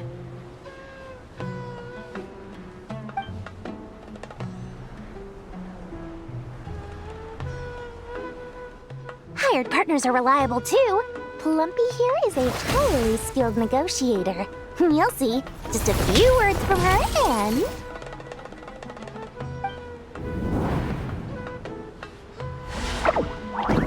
Plumpy! Don't you, Jin, have any respect for the rules? This was supposed to be a negotiation! How dare you treat my messenger like this? You wanna play rough? Two can play at that game!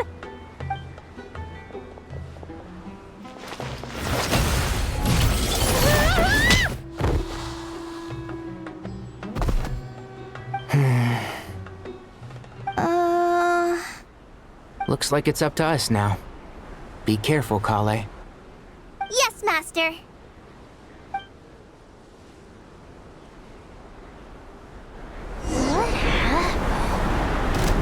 How did I pass out?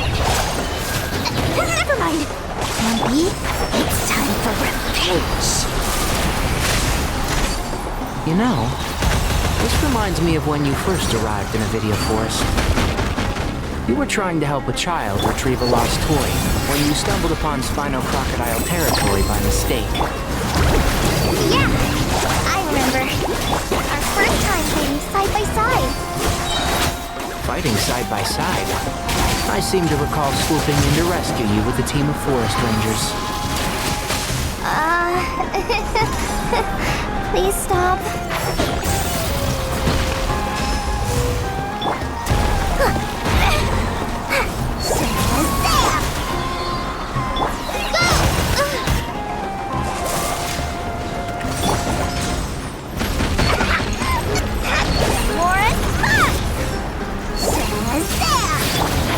Can't see?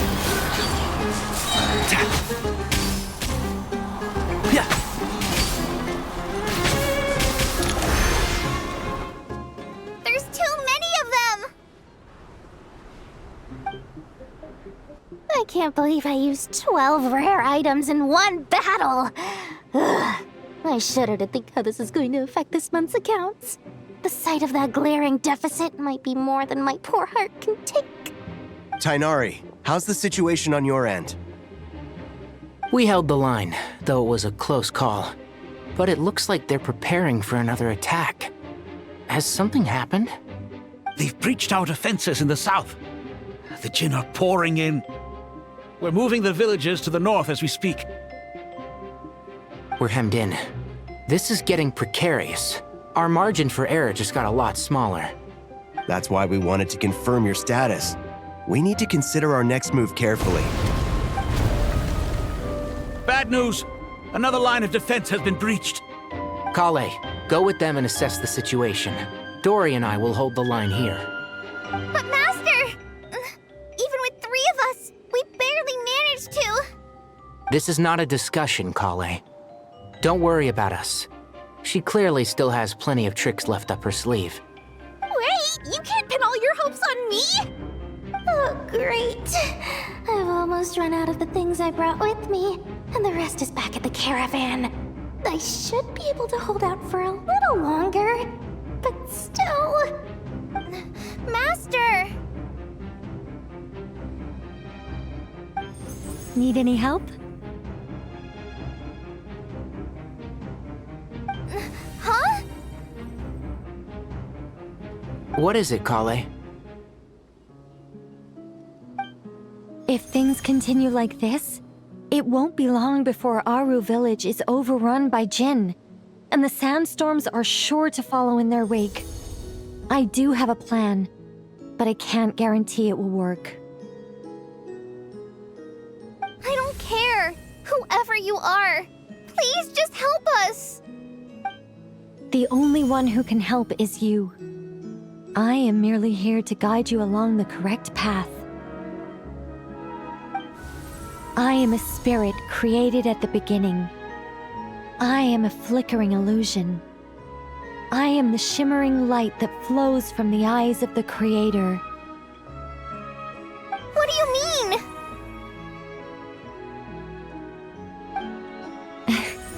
It doesn't matter. You don't need to understand it. Just repeat after me, one line at a time. Watch out! Jin incoming! I am a spirit created at the beginning. Here goes nothing! I am a spirit, created at the beginning.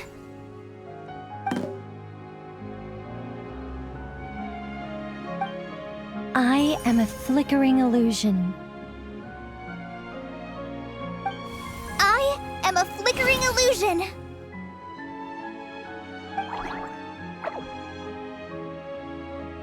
What's wrong, Plumpy? I've never seen you so agitated before. But how do you... Do you know what Kale is reciting?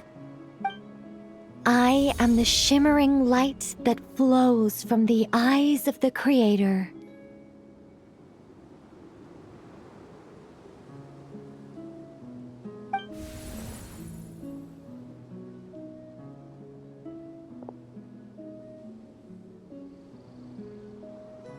I am the shimmering light that flows from the eyes of the Creator!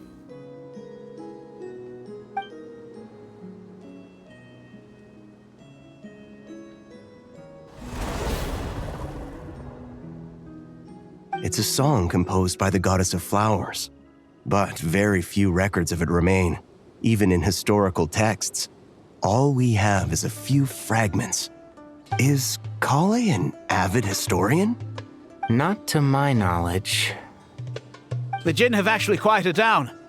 Although... no, it's more than that. It looks like they're showing... submission. Clearly the songs left by the goddess of flowers have a soothing effect on them. At the very least, they're much calmer now. Really? Let me try. I am a spirit created at the beginning.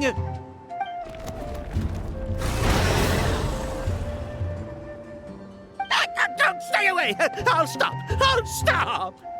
It seems like the song only works when Kale recites it. But why? Kale.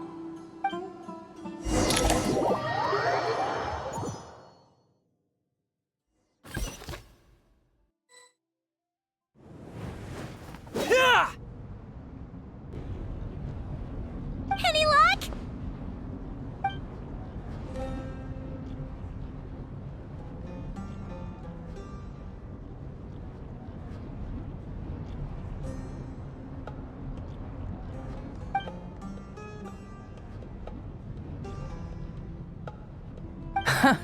When I heard that loud rumbling in the distance, I thought the shifting sands had bust open the gates to some ancient treasure vault. Turns out it was just you guys. Huh? Wait! That sounds like... It's been a long while. Did you miss me?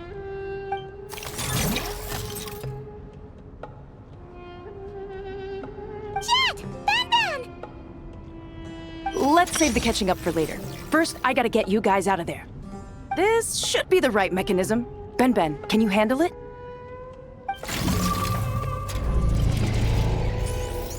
There we go. Come on, let's leave this place.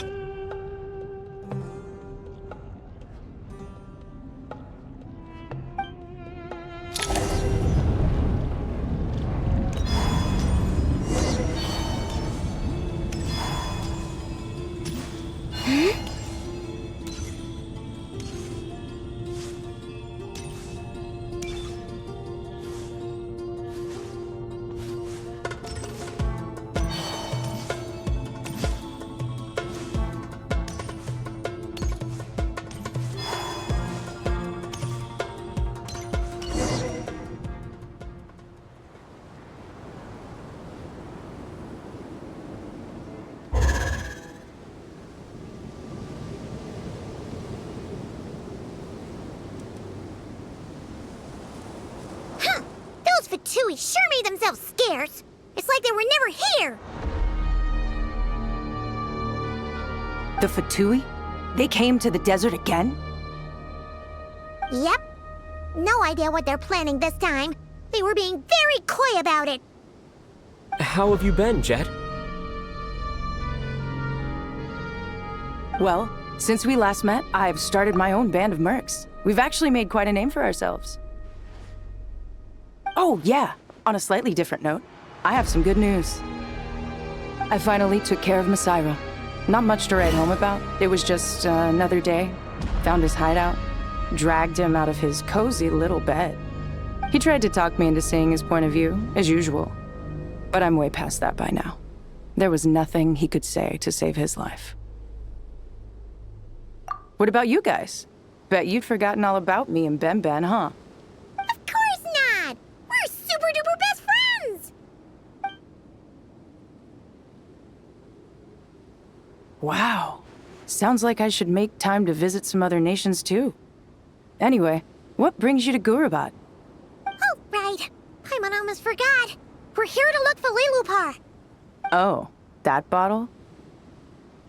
Yeah!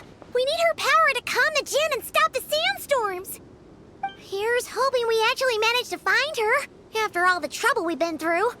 Surely, with everything's been going on in Gurabad, she must have woken up, right? Only one way to find out.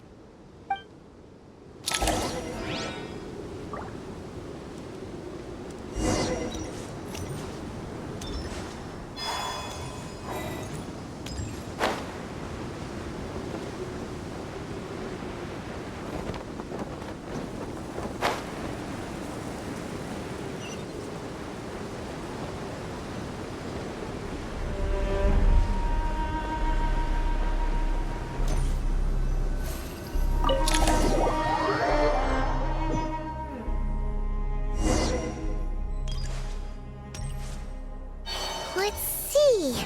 She should be around here somehow. Aha! Found her!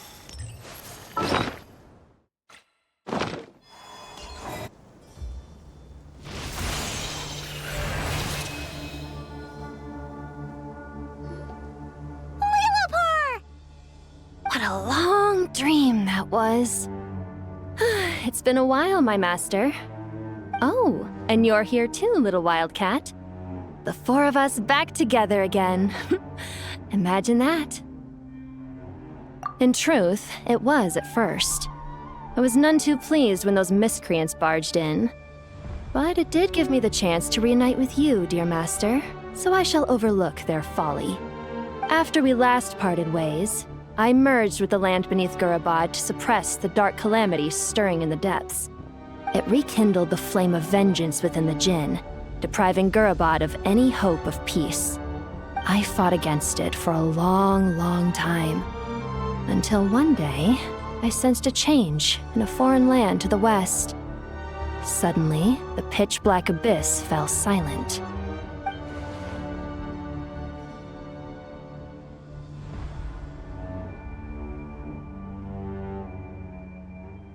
Once satisfied that that dark power could no longer bewitch the Jinn, I too fell into a deep slumber, from which I have only now awoken. Why have you returned to Gurabad, my master? And why is my sand-swept homeland in disarray once more? Well, basically, Sumeru's in danger and a lot of our friends are affected. Some bad guys messed around with Irminsul and now they've released the Jinn in here. We managed to chase off the culprits, but we have no idea how to seal this place back up and stop the sandstorms. Child's play. I shall quell the Jinn and scatter the storms. Thank you, Lilupar. No need to thank me, my master. I have granted many wishes in my time, and this was the most trivial of them all.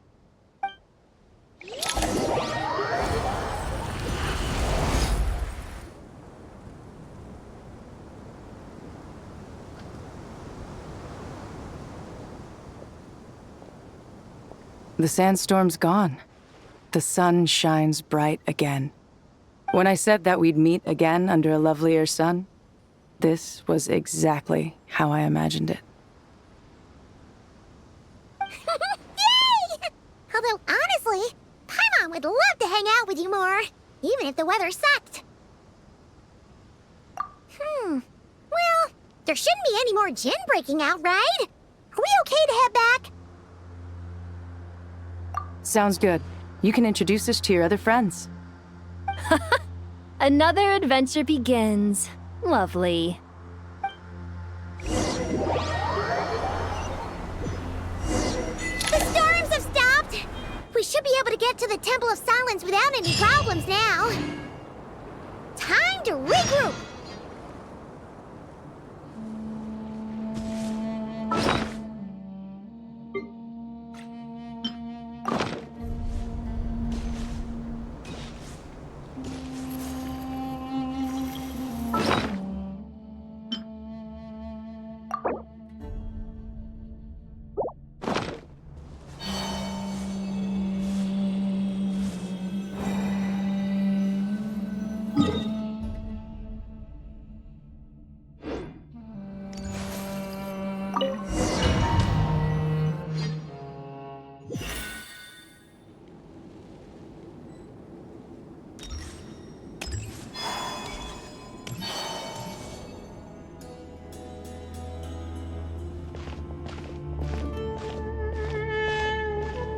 So, this is the Temple of Silence. I've heard the Nagarjanites mention it in passing, but I never imagined it would be this big. It's colossal. I thought the temple moved to the rainforest ages ago. When did they scamper back into the desert? I don't know. This plan sounds a little too risky for my liking. Even in King Deshret's day, this was experimental technology. We have no idea what could happen if we activate it. Well, unless you know of another viable alternative for the Akasha terminal, I'm afraid this is our only option. The plan is sound, and the risks are manageable. However, if we are to proceed, we must act quickly. The scale of this project is enormous. Even with Kave, Faruzan, and every other scholar of mechanics working on it full-time, the proposed modifications won't happen overnight.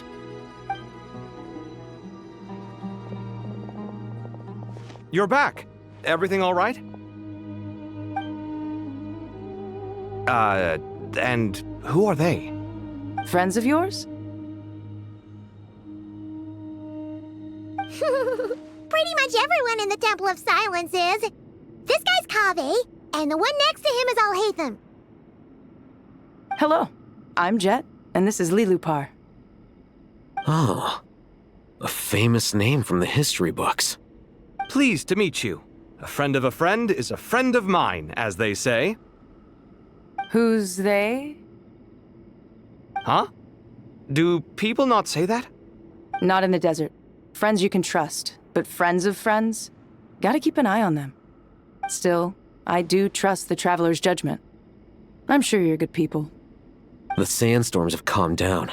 I take it the Gurabad problem is resolved? What did you find?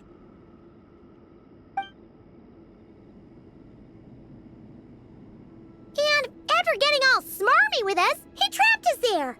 Luckily, Jet used the mechanism outside to free us, and then we got Lilupar to put a stop to the chaos. Wow. Thanks for being there to help them.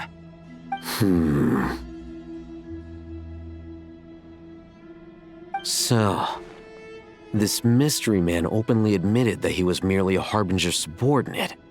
Yeah? Is there something weird about that?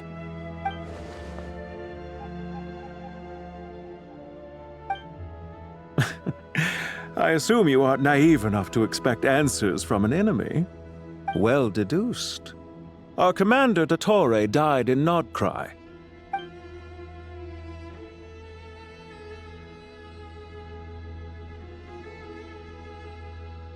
Are you wondering about his true identity? Or do you think there's a big conspiracy behind all this? I wouldn't go as far as to call it a conspiracy. Just the simple fact that having someone to shift the blame on tends to prove useful should trouble come knocking later. The most important thing for now is to solve the immediate problem. Perhaps that man knew you wouldn't have the resources to investigate his background and so didn't put much effort into disguising himself. This is all getting a little cryptic for me. I'll let you guys talk while I take a walk with Lilupar. Jet? Aren't you with the Blazing Beasts? What a coincidence. Didn't expect to run into you here. We're mercs. You can run into us anywhere. Who's this with you? So, did you find the solution you were looking for in the Temple of Silence? You bet we did. This place is incredible. It has everything. So far, we've discussed a plan and verified its feasibility. Building a new system from scratch is out of the question. So our only option is to modify the Akasha using certain resources we hope to find in the mausoleum of King Deshret. According to certain sources in the Temple of Silence, there is a core device in King Deshret's mausoleum known as Aru. Little is known about this device in academic circles, which suggests it was hidden quite effectively. If these sources prove correct, the energy contained within Aru may be sufficient to power our Akasha renovation plan. However, this raises difficult questions regarding technological integration. The sages are still debating it. Yeah, but I'm sure they'll reach a compromise once they've argued it out. The people of the rainforest are always cautious when it comes to desert technology.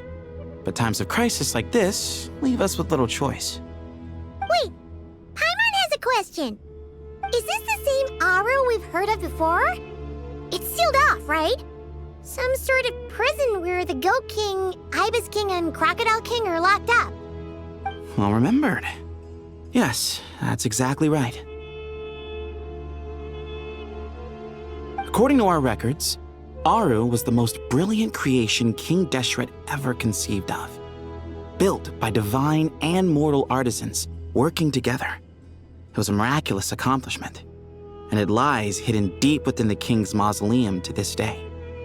That being said, what Aru actually does and why it was built, those are deep secrets we are not privy to. Until recently, I wouldn't have been optimistic that the place even exists. The only reason I'm inclined to believe it now is because we heard it from the Ibis King Thoth himself at his temple. The tale of how the 3 retainers of Al-Akhmar were imprisoned in Aru. Paimon totally gets that. When Paimon first heard about it, she thought it sounded pretty unbelievable too. Do you guys still remember that? The Ibis King told us they were trapped in Aru and that they had to answer 3 questions to get out. I think I remember. What causes our rise and fall? What obliterates love and hate? And what determines truth and falsehood? Those were the 3 questions, right? Yeah. If only Nefer were here. She's dealt with the Ibis King before, so she might know more. Oh, Nefer's a friend we met in Nod-Krai. Nod-Krai? Funny. She showed up here earlier. Huh? Yeah. Had another lady with her too. Both said they knew you. They contacted the sages, claiming they might be able to offer some assistance. Really? They came here to help out? Yes, really. It was just before you got back. One of them said she's made Nod-Krai her home. If she's the person you were talking about, then... Looks like betting on Aru was the right choice. See? They're right over there.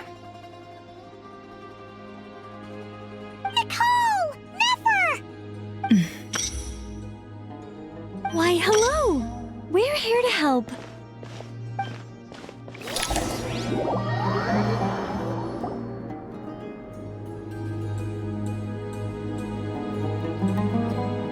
It's a good thing we left early. We almost got locked out. Locked out? What do you mean? Oh, you haven't heard? An invisible barrier has appeared around Sumeru's borders, cutting off all travel in and out. No one can leave and no one can enter. Sumeru has become a lonely island. Are the Fatui behind this too? Actually, no. This has nothing to do with them. I suspect it's a defense mechanism within Irminsul itself. Irminsul is the source of Tevat's ley lines, after all, and Sumeru is the nation closest to it. I imagine this function was put in place to seal the entire region off in the event of serious damage, preventing the disaster from spreading to the rest of Tivat. It may have been implemented long ago. But doesn't that mean that the people here won't be able to escape to other nations if the anomaly keeps spreading? Currently, that does appear to be the case, which is precisely why I am here. This is a critical moment for the world, and Sumeru is the eye of the storm. Paimon's surprised you managed to convince her to come back to Sumeru. Indeed. Even for someone of my wisdom and eloquence, this tested my skills to the limit. And why should it concern me that Sumeru's in trouble? Surely you don't think I still have feelings for that place? Judging by your tone, I suppose you don't. Sounds like you don't know much about my past. And here I thought you knew everything. All I know is that the Ibis King is the source of your power. He was quite a prominent moon envoy once upon a time, so I do know a thing or two about him. As for your past, I have ways to learn the full story if I wish to. But everyone has secrets they'd rather keep to themselves, wouldn't you say? I'm glad you see it that way, Miss Nicole. I've chosen to call Nod-Krai home, which is why I did my part in its hour of need. That doesn't mean world savings become a habit with me. I have no particular desire to play hero in Sumeru, thank you. I understand. Human emotions do not appear and disappear without cause. There is always a reason to be found behind both salvation and destruction. Still, if time has taught me anything, it's that human emotions are often complex and in conflict. That's why people change their minds about things all the time. But that's where we angels come in. Our duty ultimately is to guide people towards their deepest, truest desires and help bring them to fruition. So I wish to hear about your past, because I do not believe you are motivated by hatred alone. And if we still arrive at different conclusions in the end, that's okay.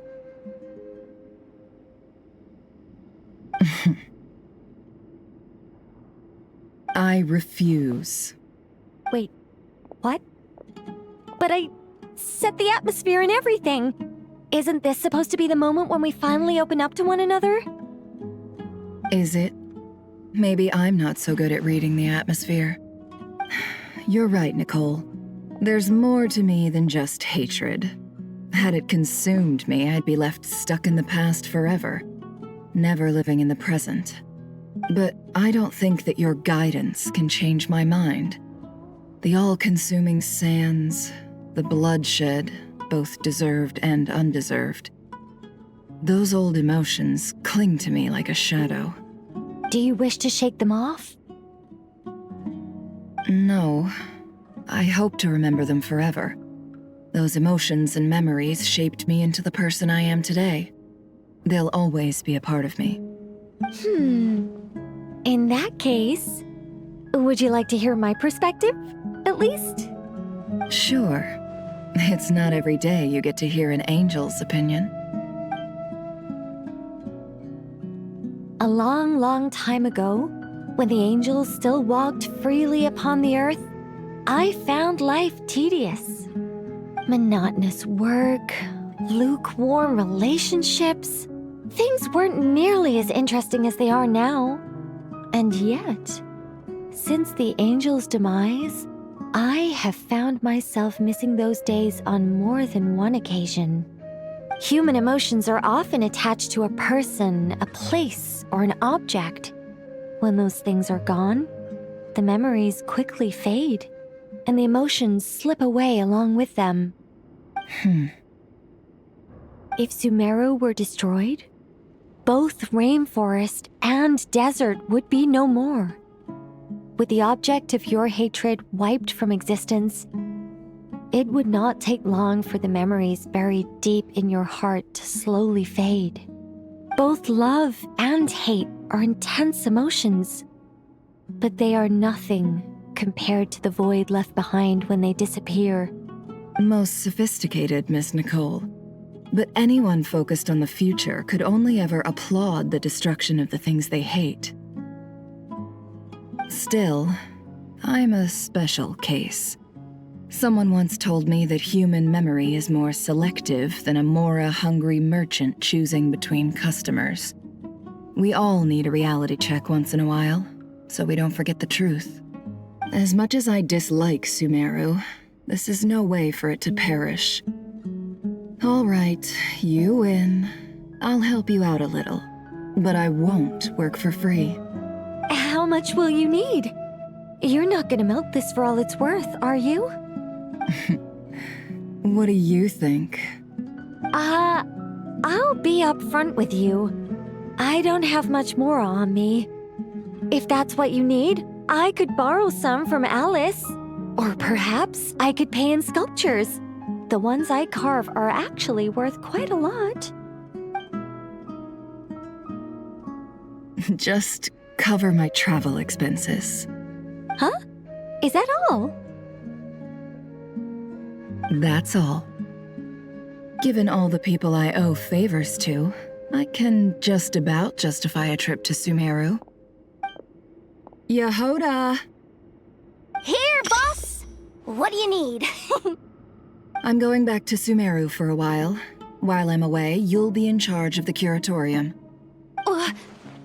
Me? I'm in charge? Whoa! Don't worry, boss. You can count on me! And that was how the ingenious Angel Nicole brought you the perfect person for the job in your hour of need. Hip hip hooray! That was far more detailed than necessary. Not lacking in embellishment either. I never thought I'd return. Especially not the desert. But life doesn't always go as planned, I suppose. What's Candace up to? I don't think I've seen her yet. She is still taking care of things in our village. Should be joining us before too long.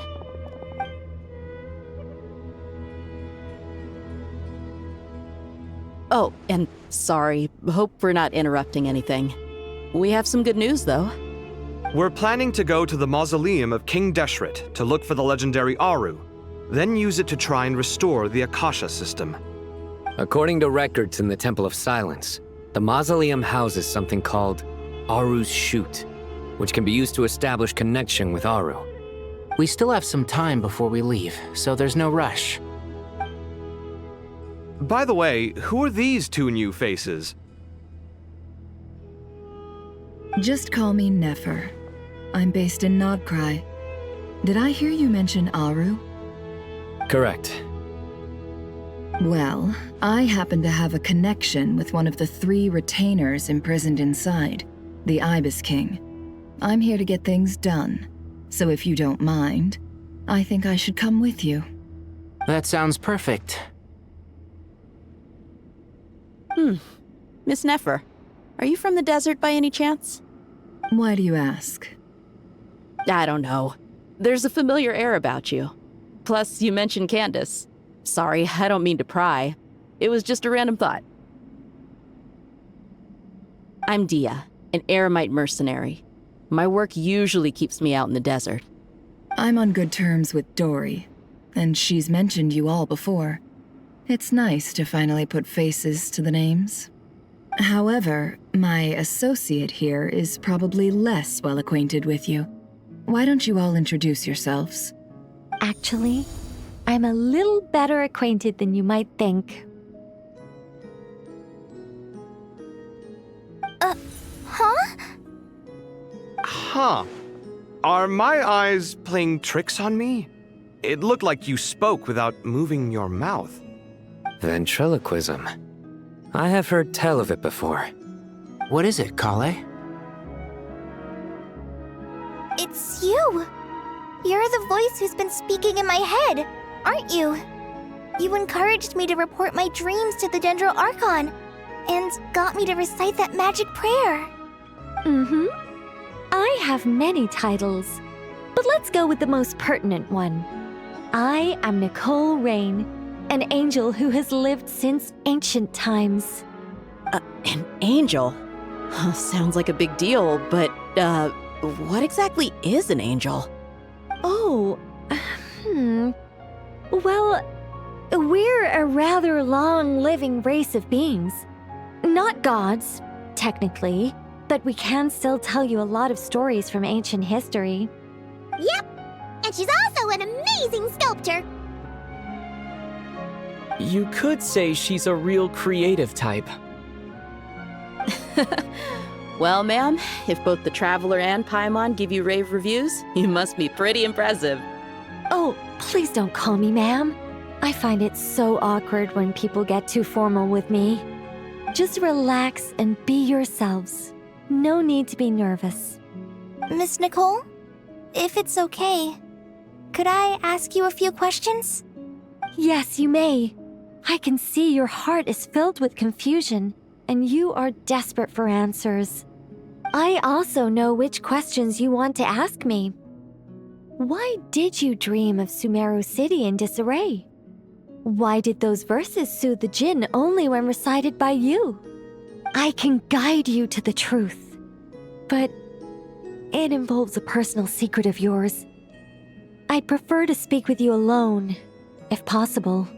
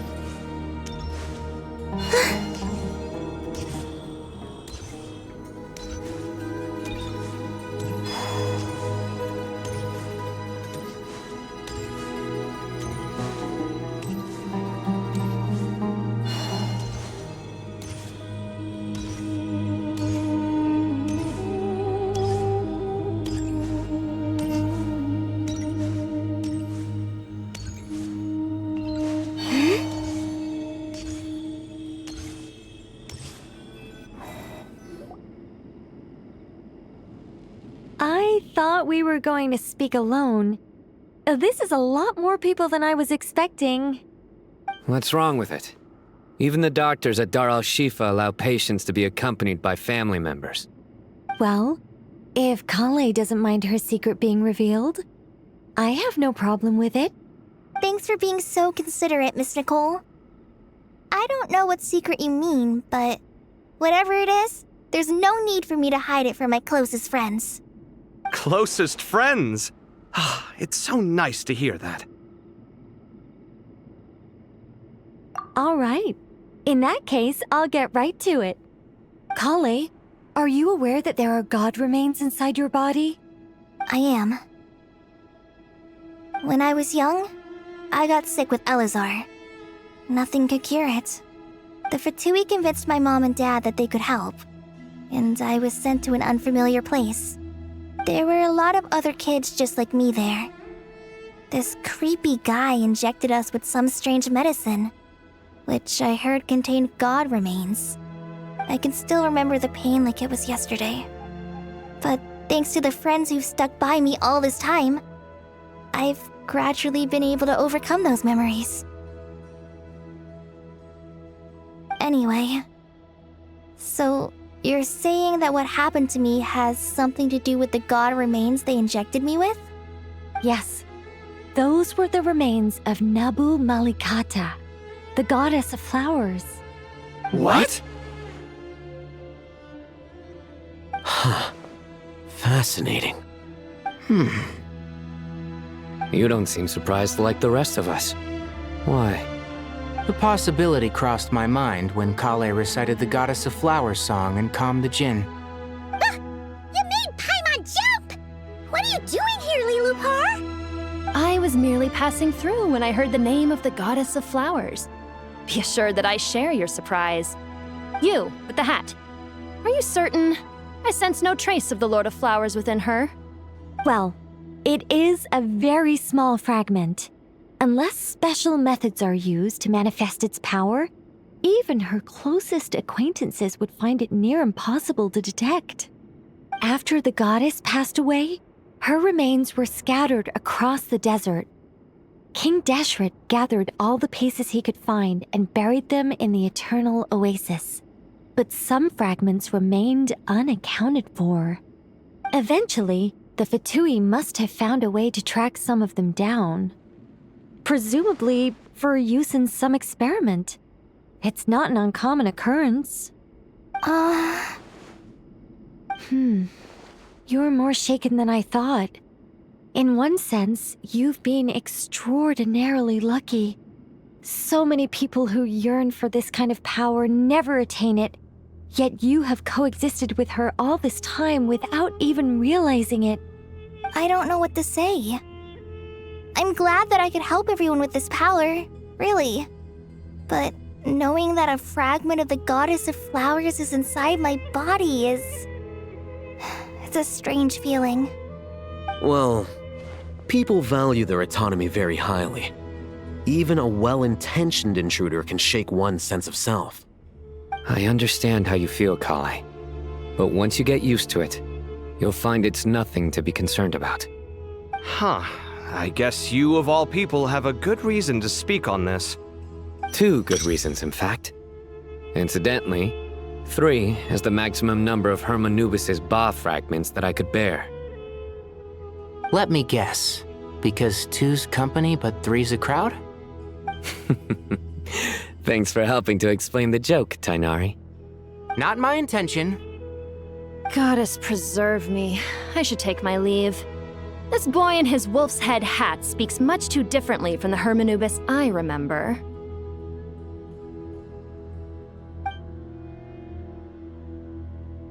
Kale, all I'm trying to say is, no matter how many Hermanubis fragments there are within me, you wouldn't think of me as Hermanubis. In the same way, you are simply you. Yeah, I know what you mean. So about that dream I had, was it a warning from the Goddess of Flowers? Yes.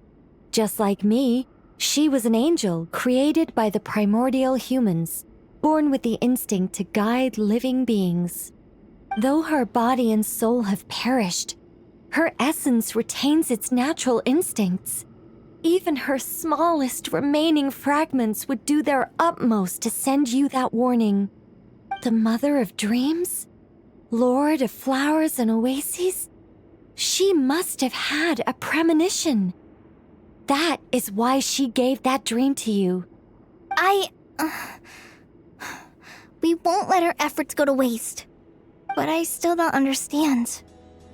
Why me? Yes. Why indeed?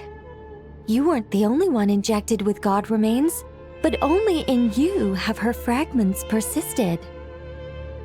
I suspect it may be because of the firm will you showed in the face of suffering. She was likely assimilated by that will.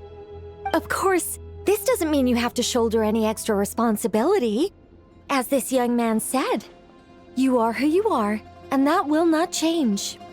All right, any further questions from the family members of the patient? If not, we should head to the mausoleum of King Deshret. Let's move out. Time to put our plan into action. We all hope it'll work. But will we really be able to open Aru? And even if all 7 pillars of King Deshret agree to let us proceed, the scale of the work to follow is daunting to say the least. Haven't you handled other big projects before? I mean, the biggest project I've worked on to date is probably the Palace of Alcazarzaray, I guess? But this is orders of magnitude beyond that. It's a total nightmare. Look on the bright side. At least this time you're actually here when Sumeru needs you most. You won't have to come asking me for details after the fact. Mock me all you want. But now that I'm here, things will be resolved far more quickly and smoothly than last time. Kave's self-doubt disappeared in an instant. Like magic. Well, this confidence is most gladdening. Now, go and pack your things. We'll head to the mausoleum as soon as you're ready.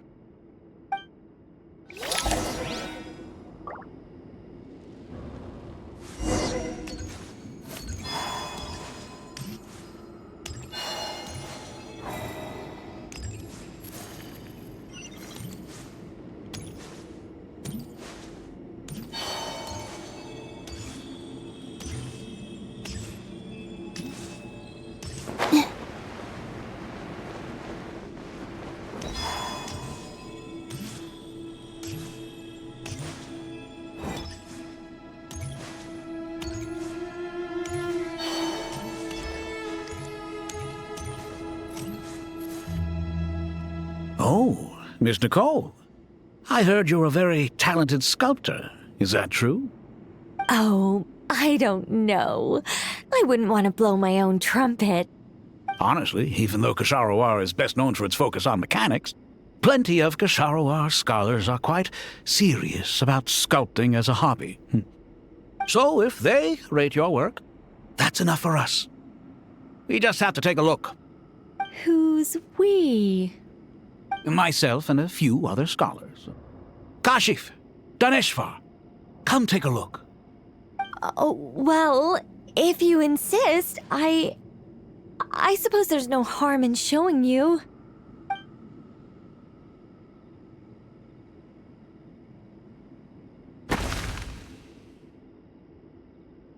Whoa! Where did that come from? Look at the level of detail. It's so lifelike. The squirrel descends from the heavens like a champion, and the earth trembles beneath its feet. What do you think? Striking, isn't it? Kaveh? Kaveh, come here for a sec. Oh, and Madame Faruzan, didn't you used to study in our darshan? Come take a look.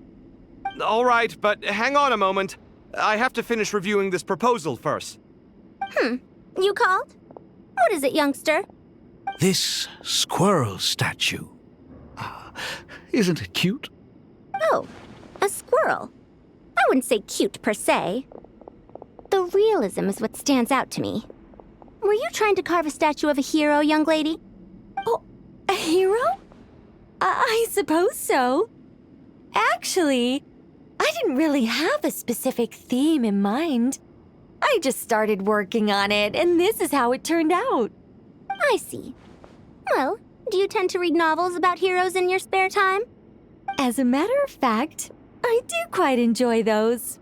Everyone loves a good tale of daring do, right? Then perhaps this statue represents the heroic tale you long to see deep down inside. Also on the subject of heroism, I feel that if the subject posed with a finger raised towards the heavens, it would lend a greater gravitas to the overall image. I'm sure some would call it cliché or old-fashioned, but not me. I think it would be a perfect fit. It has a certain classical beauty about it. Kaveh! Sorry, Madame Faruzan, I'm a little busy right now. Don't wait up for me. What a pity. That young man has excellent aesthetic tastes. I was hoping to ask him for his opinion. What a genius idea! Why didn't I think of that? Classical beauty is a great direction to explore. That's it. Once I get back, I'm going to sculpt a heroic squirrel pointing its finger towards the sky. Precisely. A declaration of victory. You understand my vision. Then place the two statues face to face. Yes! That's exactly what I was thinking. It'll be a masterpiece. Miss... I'm sorry. I didn't catch your name. Just call me Nicole. Madame Faruzan? Was it? What? No. That wouldn't be right. Why ever not? Madam is a state of mind cultivated from within. Anyone may call me madam if they so desire. My dear Miss Nicole, once we make it through these trying times, should we have the pleasure of meeting again, I shall look forward to seeing your new work. In this day of age, it's rare to find people with an appreciation for classical aesthetics. Meeting you was truly a pleasant surprise. Honestly, I feel the same way. It's been a long time since I met anyone interested in this style of statue. Clearly, they don't call you madam for nothing. Also, I have to say, you're a very good judge of character. Because when I think about it, I really am someone who likes stories about heroes. That must be why I've quietly kept watch over generation after generation of them. Sorry, keeping watch over heroes? What exactly do you do for a living? Oh, never mind that. Let's not tell Madame Faruzan about Miss Nicole's true identity for now. Good idea. Let's limit the conversation to aesthetics.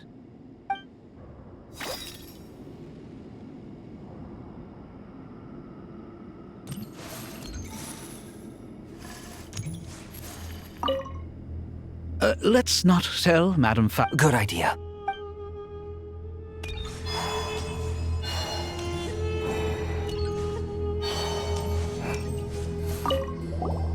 Paimon!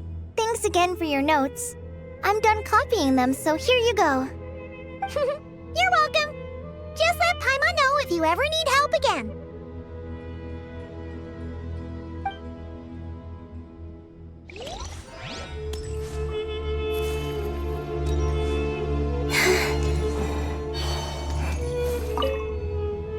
Oh, so many books.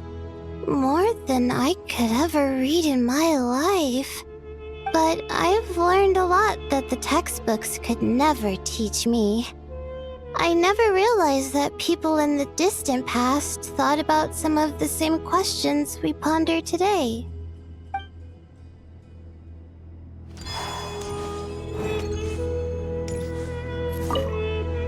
What's wrong? You look a little depressed. Kale got a fragment of the Goddess of Flowers, and all I got was one of the 7 pillars who served under King Deshret. I lost out, didn't I? That's what you're upset about? You're such a child.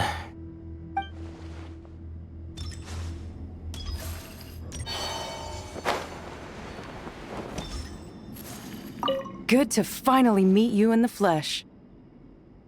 It's a little surreal seeing you here after exchanging letters for so long. In my head, the boss of the Curatorium of Secrets didn't look so young. Sounds like you have some history then?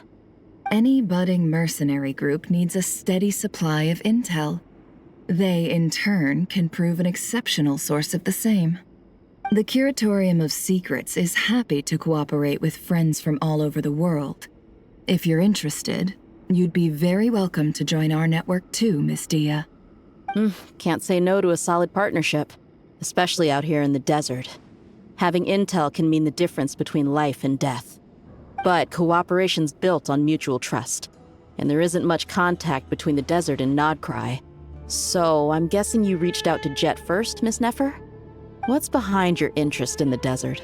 Nostalgia? Or is there someone you're looking to take care of? Let's put all our cards on the table first. Things will go more smoothly that way.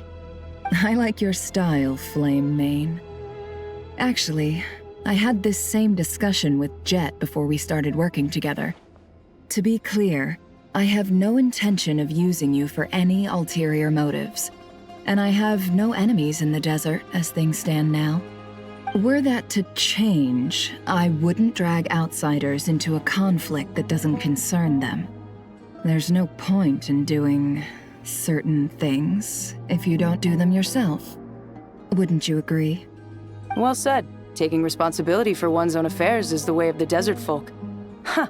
It's like you're one of us. You sure that's a compliment? Absolutely. I'll take it. Perhaps we can discuss our cooperation in more detail now? Sure. I love working with no-nonsense people. And you certainly fit that description. I look forward to a fruitful partnership. As do I, my friends.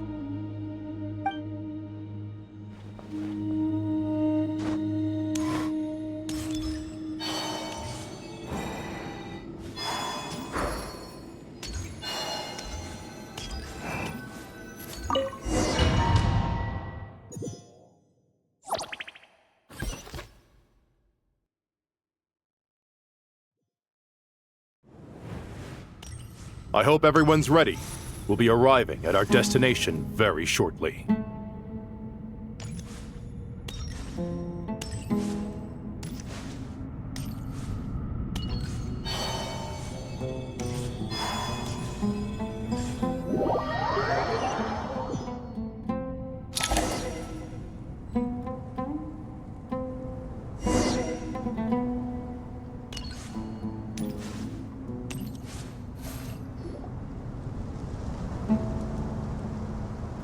Why, we've not seen so many visitors ever, really. What is this place now, a tourist attraction? Ah, closer inspection reveals many familiar faces. To what do we dusty old fellows owe the honor? Surely you're not just here to chat. You surmise correctly. We are here to carry out a rather enormous project. Ho, enormous, you say? How large, then? Larger than the gaping void in our lives? Why, you've even put a smile on Goatee and Crocco's faces.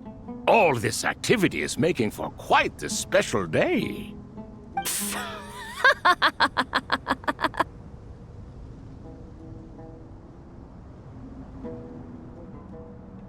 I know that laugh. Lilipar? What on earth are you doing here? Oh, this is hilarious. Turns out good things really do come to those who wait, as long as you stay alive long enough. When did you three get locked up in here?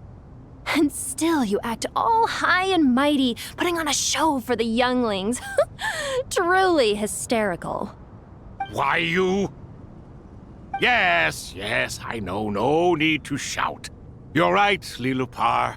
Goatee, Crocco, and I all have the same problem. But didn't King Deshret seal you away?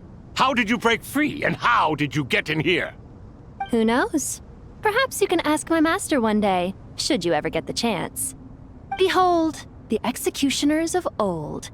Some have turned into fragments residing in human bodies, and others are imprisoned eternally, leaving not a single shard behind. It's almost tragic, watching lowly prisoners like you act all self-important. Curiosity gnaws at you, doesn't it? Your interest in the outside world threatens to burst you at the seams. I'm starting to take a liking to this magic bottle lady.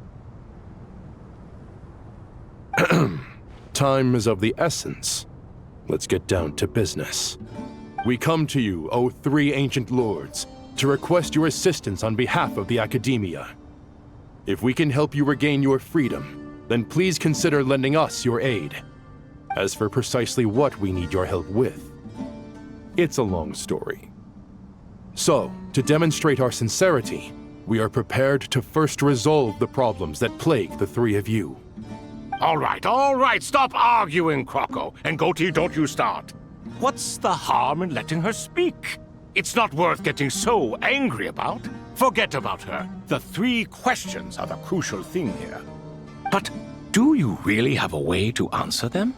You once answered the final question, Nefer, but the seal did not open. Unless, with the passage of time, you have found a new answer? You could say so. When you first asked me what determines truth and falsehood, my answer was a liar's soul. Liars are the best at seeing through the falsehoods of the world. But if you want them to tell you the truth, you have to reach their soul. I think that makes sense. I found it quite compelling myself, and I told Nefer so. Unfortunately, it brought us no closer to liberation. Well, that's simply because it was my answer, not the one King Deshret was looking for. Can you guess which answer Al-Ahmar wanted then? Time. And that's not only the answer to the final question, it's the answer to all three of them. All things wax and wane with the passage of time. Love and hate eventually fade into nothing. Current affairs are always fraught with conflict and controversy. Only time can distinguish between right and wrong. You once described King Deshret as a proud man. I'd say that the prouder someone is, the more inclined they are to believe that only time is qualified to be their judge. Time. Well. Indeed. Perhaps in building Aru, our king was in fact attempting to reverse time, to bring love and hate, right and wrong, the rise and fall of all things back to their point of origin.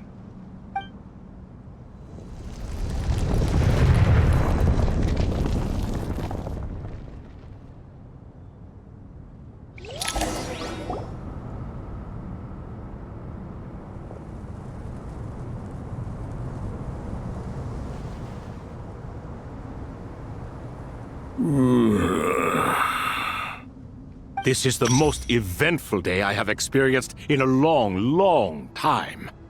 You have my sincere gratitude. Are those 3 of the 7 pillars? Turns out the statues were quite faithful to the source. You 3 seem to be in good spirits. Prison can help a person grow and learn to cherish what they have. Nevertheless, after everything you've done for me, I sincerely hope you never have to experience it for yourself. Hello, Nefer. It's good to see you, Thoth, the Ibis King. Nice. Definitely puts my mind at ease, seeing you 2 getting along so well. Should we maybe introduce ourselves, or... Sure. I'm Sethos, the current leader of the Temple of Silence. This is General Mahamatra Sino, and this is the former Spantamot sage, Cyrus. But I'm guessing none of that means a whole lot to you. Everything is equally new to us, in truth. We've been gone from this mortal world for longer than you can imagine. Let's hold off on the introductions for now. We can always ask Nefer about you later. It'll give me something to talk about with my chosen disciple. You're like a helpless parrot. Gods and people of yore are not necessarily welcome in today's world. Self-awareness is one of my finest qualities. I thought I ought to share its fruits with you 2. Is that so? Well, I think we'll take it in stride, just as we did with the 3 questions. Let's not forget, it was my persistence that won you both your freedom. Fair point. I have to applaud your persistence. And I must praise you for your wisdom. Now, state your wishes, young ones. I'm sorry? Why, your tremendous accomplishments deserve a reward, do they not? You must let us do something for you in return. General Mahamatra, what do you think? I won't beat around the bush. Sumeru is facing a crisis the likes of which have never been seen before, and we need your help. Every calamity throughout the ages has been connected to us in one way or another, whether we were its cause or consequence. Whatever is wrong with Irminsul, it severely affected the Dendro Archon. She fell into a coma, and is currently receiving treatment from the Dendro Dragon. The Dendro Dragon? I'm sorry, the Dendro Dragon is helping to heal the Dendro Archon? Not a pep, surely. Not vicious, cruel a pep who possesses no virtues aside from her basic instincts. Ah, good heavens. Oh, I shudder to think what could have caused Lesser Lord Kusanali to suffer such a plight. Still, why would the Dendro Dragon lend you her aid? She has always held nothing but contempt for the Archons. I suppose she and Kusanali must have some history. You can help us make history too. A smooth talker. Well said, lad. Currently, no one can connect to Irminsul. We hope that by opening up Aru and making some modifications to it, we can use its technology to our advantage. Unfortunately, Aru is an imperfect creation. King Deshret never managed to realize his full vision before his death. Much remains to be done if it is to be pitted against Irminsul itself. Besides, I hear your reasons, but to give Aru up over such would be The archaeological records clearly indicate that although Aru's construction took a long time, it was not beyond human means to achieve. Modern technology should solve the efficiency issues. We have no choice but to go all in on this. This is by no means a threat. But the only reason we helped you escape from Aru was to gain the necessary leverage to negotiate with you. You asked us to state our wishes, and we have. Each one of us here needs your help, as do all the thousands of people living in Sumeru. They need you, and they need Aru. What do we think, my fellow old fogies? Shall we lend our support or not? Since you ask so nicely, naturally. Naturally what? Are you for or against? I simply mean we shall do what comes naturally. You claim that you wish to open Aru. Know you then that the golden slumber created by King Deshret is preserved within? We do. We understand the risks involved. In all likelihood, the mortal world will never again be able to replicate King Deshret's work. Never will there be another chance to come so close to creating a utopia. Knowing this, are you sure of your decision? We are sure. Before people can dream, they must first live. If your minds are made up, very well. We shall summon our erstwhile colleagues to discuss this further. Saint Shesepank, Saint Bennu, once you surrendered to silence and were buried with King Deshret. But now, we invoke the right to awaken you with our voices.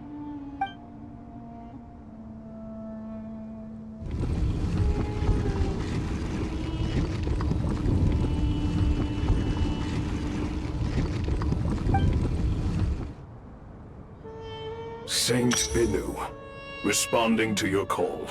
3 kings detected. Initiating autonomous will.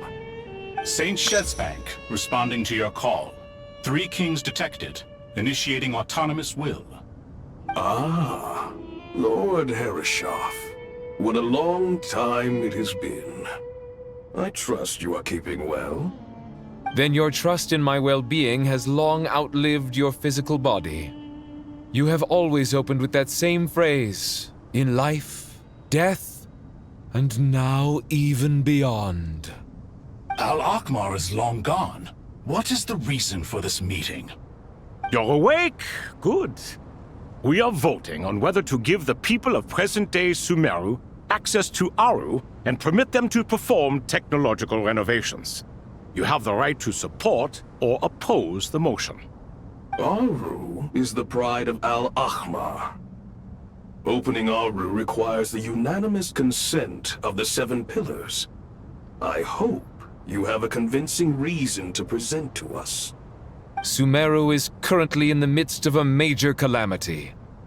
Let us not forget that while Al-Akhmar was a stern ruler, he was also a teacher of wisdom.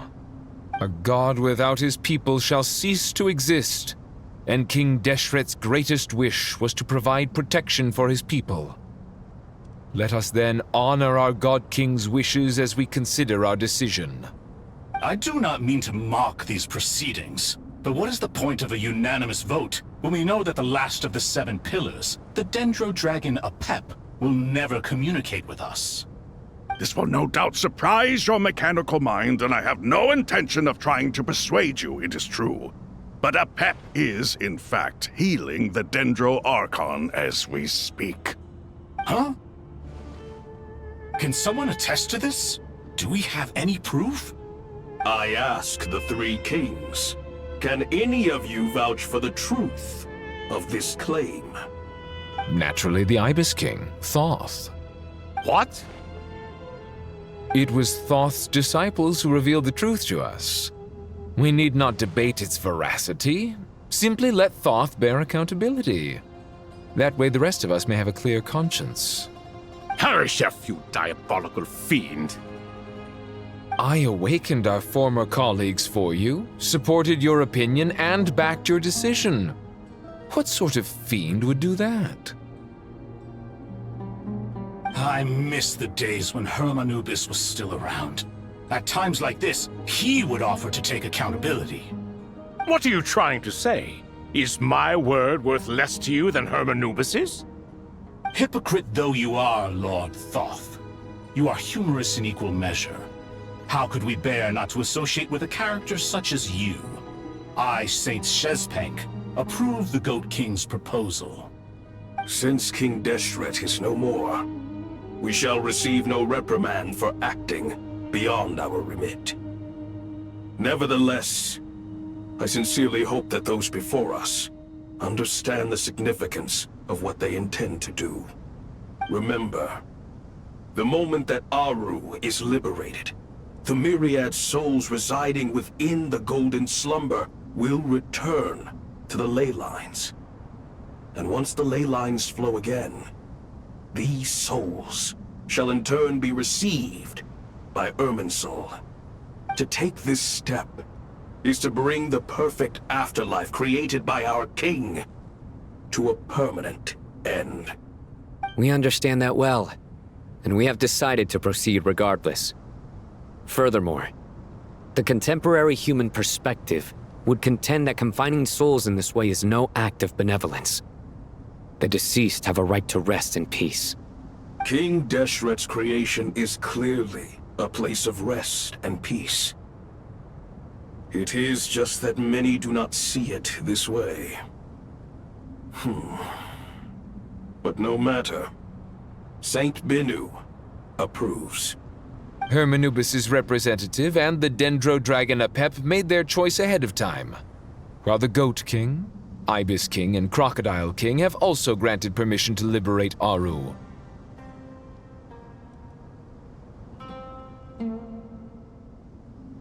By the grace of His Majesty, guided by His wisdom and will, let the gates of Aru be reopened.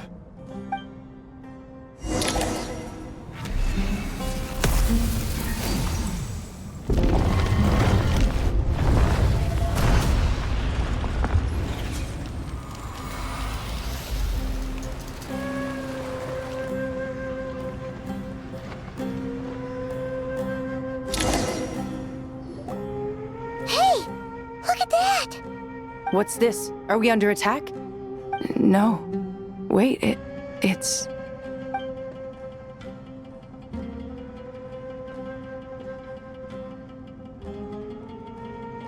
Here you are. Through the sands of time. I see you.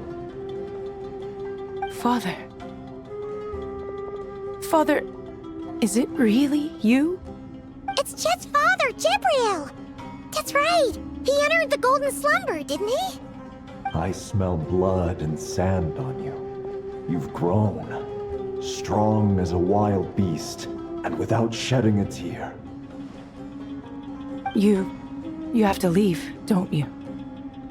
Please, just answer me this. What should I do for you? This meeting is a blessing from the gods. My soul, once imprisoned along with that of Samael, is finally free. I am truly grateful for the chance to see you again. That the dead should meet the living is itself a miracle. One brief, precious moment is enough. Enough to set my heart at ease. Do not weep for me, Jet. I know you will accomplish many great things in your life. You will go further and climb higher than I ever did. All I ask is that you take good care of yourself.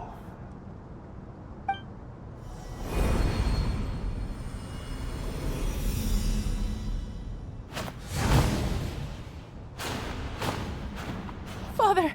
Father! Father. Hey, Jet. Do you want something to eat? Maybe it'll help you feel better. I'm fine. Thanks, Paimon. It was just a little sudden. The chance to see my father again meant the world to me. He was trapped in the Golden Slumber for our sake. And now, after all this time, he can finally rest in peace. I'm glad. It's a huge relief. You've grown strong, Jet. More than enough to fend for yourself. Yeah. I'll leave the past in my memory where it belongs. My family, the good times and the bad. Goodbye, Father.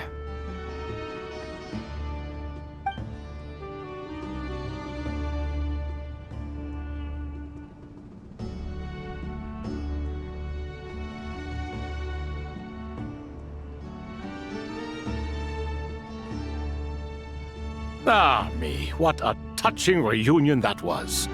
It seems we did a good deed today. We three retainers, once imprisoned for our iniquity, are surely the least qualified to judge whether this deed is good or bad. Either way, Aru is open. Now you have your opportunity, and with it, whatever trouble may ensue. Although Aru was created by a god, human craftsmanship was nevertheless required to build the gate that connects it to this world. Perhaps the relationship between gods and humanity follows a similar principle. As for your proposed renovations, we cannot determine which functions to keep or discard.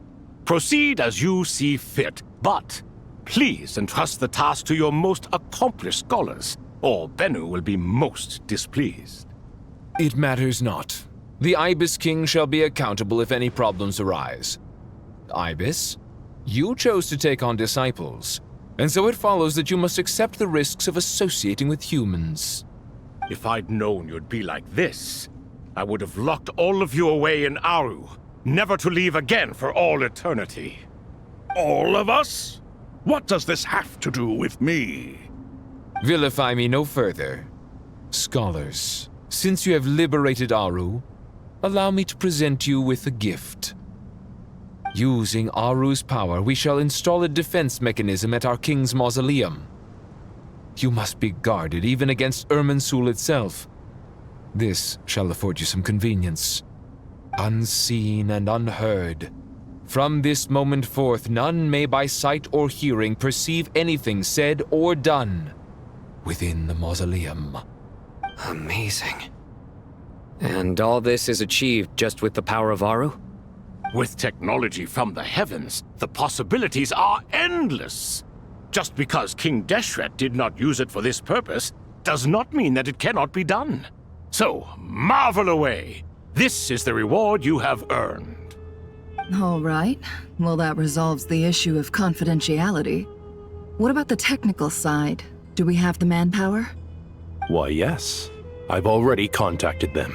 They'll be here soon.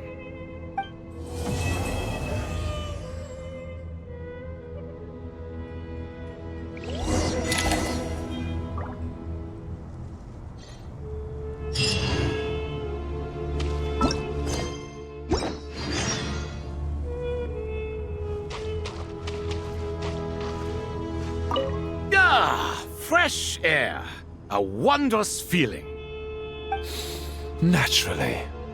I have a sudden urge to stretch my legs. Can anyone recommend a suitable leisure activity? I might have had some recommendations for you were this the past, but here and now, for someone who has just left prison, there could be no greater joy than simply being outside of it at last. I could not agree more.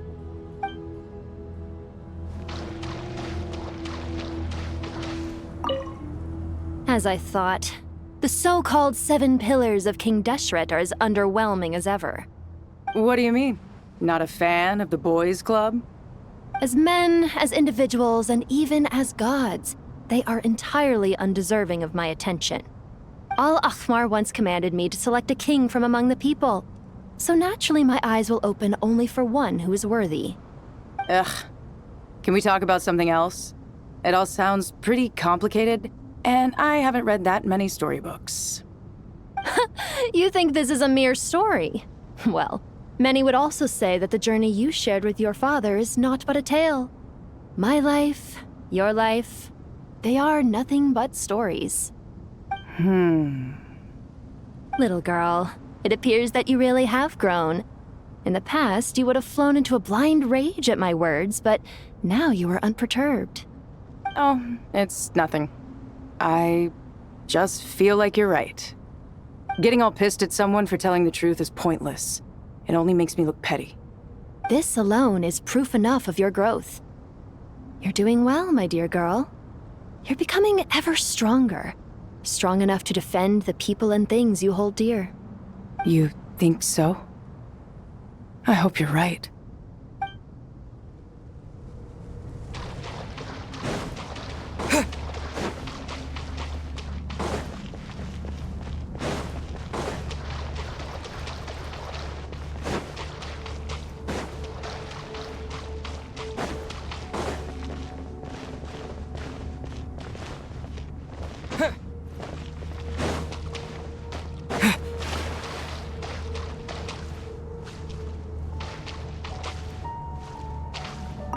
You must be Sethos, the successor to the Temple of Silence. Hello. Yep. That's me. Nefer, right? That's what I heard the others calling you. Judging by your outfit, I'm guessing you come from the desert too? That's right. Started off in the desert, went to the rainforest, then went from there to Nod-Krai, where I work as an intel broker. Huh. Well, this is interesting. You don't seem to talk about yourself all that much. Yet here you are, volunteering your life story to me. However abridged. Maybe I'm looking to make some new friends. I like making friends too. I'm easier to talk to than Sino and a little more streetwise than Tainari.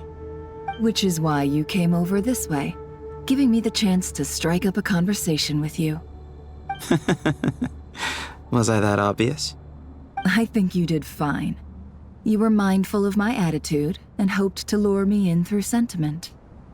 Lure you in isn't exactly how I'd put it. I see it more as an invitation. An invitation to what? To put down your luggage. Lay down your burdens. To return to your homeland. And be truly welcome in the place you once felt so estranged from.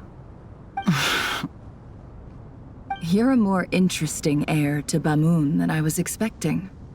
Since you're familiar with my grandfather, I'll assume you're aware of our situation.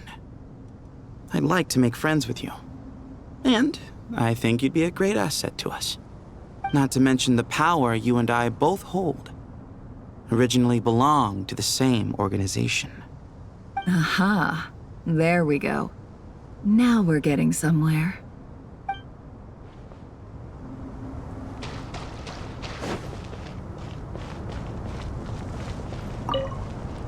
Do you hear that? Sounds like your teacher is scolding mine. Huh. Classic. Did you see her? She's a former Vahumana student who dropped out of the academia and went to Nod-Krai to work as an intel broker. There's more to her than meets the eye.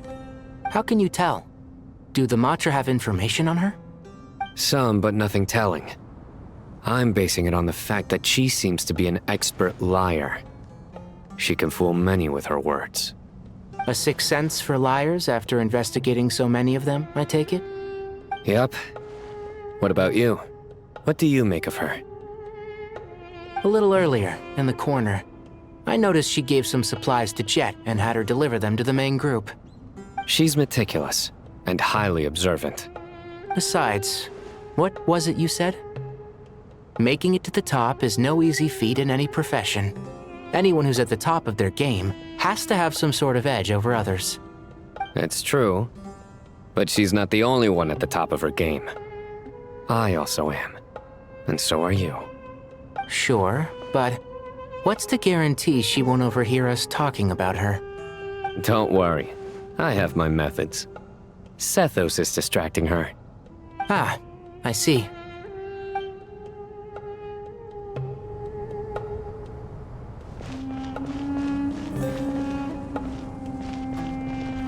What's that prize student of yours up to? What do you think? Whatever yours is up to, mine is up to. And Kali's with them too, I suppose? These kids? Oh, impossible to tear apart. Our elders always said that our school days would stay with us forever. Given how long those school days last, that rings doubly true in Sumeru. No? Well, that's a fate that I certainly didn't manage to escape. Settled as I am with you and Zaha Hadi. Oh, tired of us, are you? Speaking of Zaha Hadi, the last time we met, she also mentioned you completely out of the blue. Something about how you used to doodle all over your books. That's the least of what I got up to when I was studying.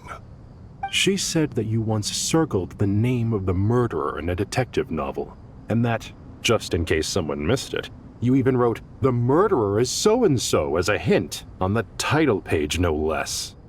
Did I now?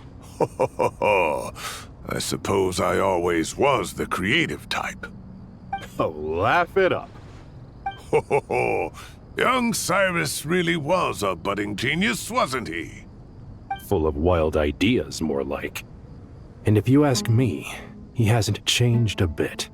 A living, breathing example of what I was just saying. Ha! Look who's talking. You've been this uptight as long as I've known you. You know what? Let's leave it at that. We're too old to change each other now. Truth be told, you should probably keep an eye on Sino and his friends. We'll all need to tread more carefully than we used to. I will. Take care of yourself too, all right? Don't let the pressure get to you.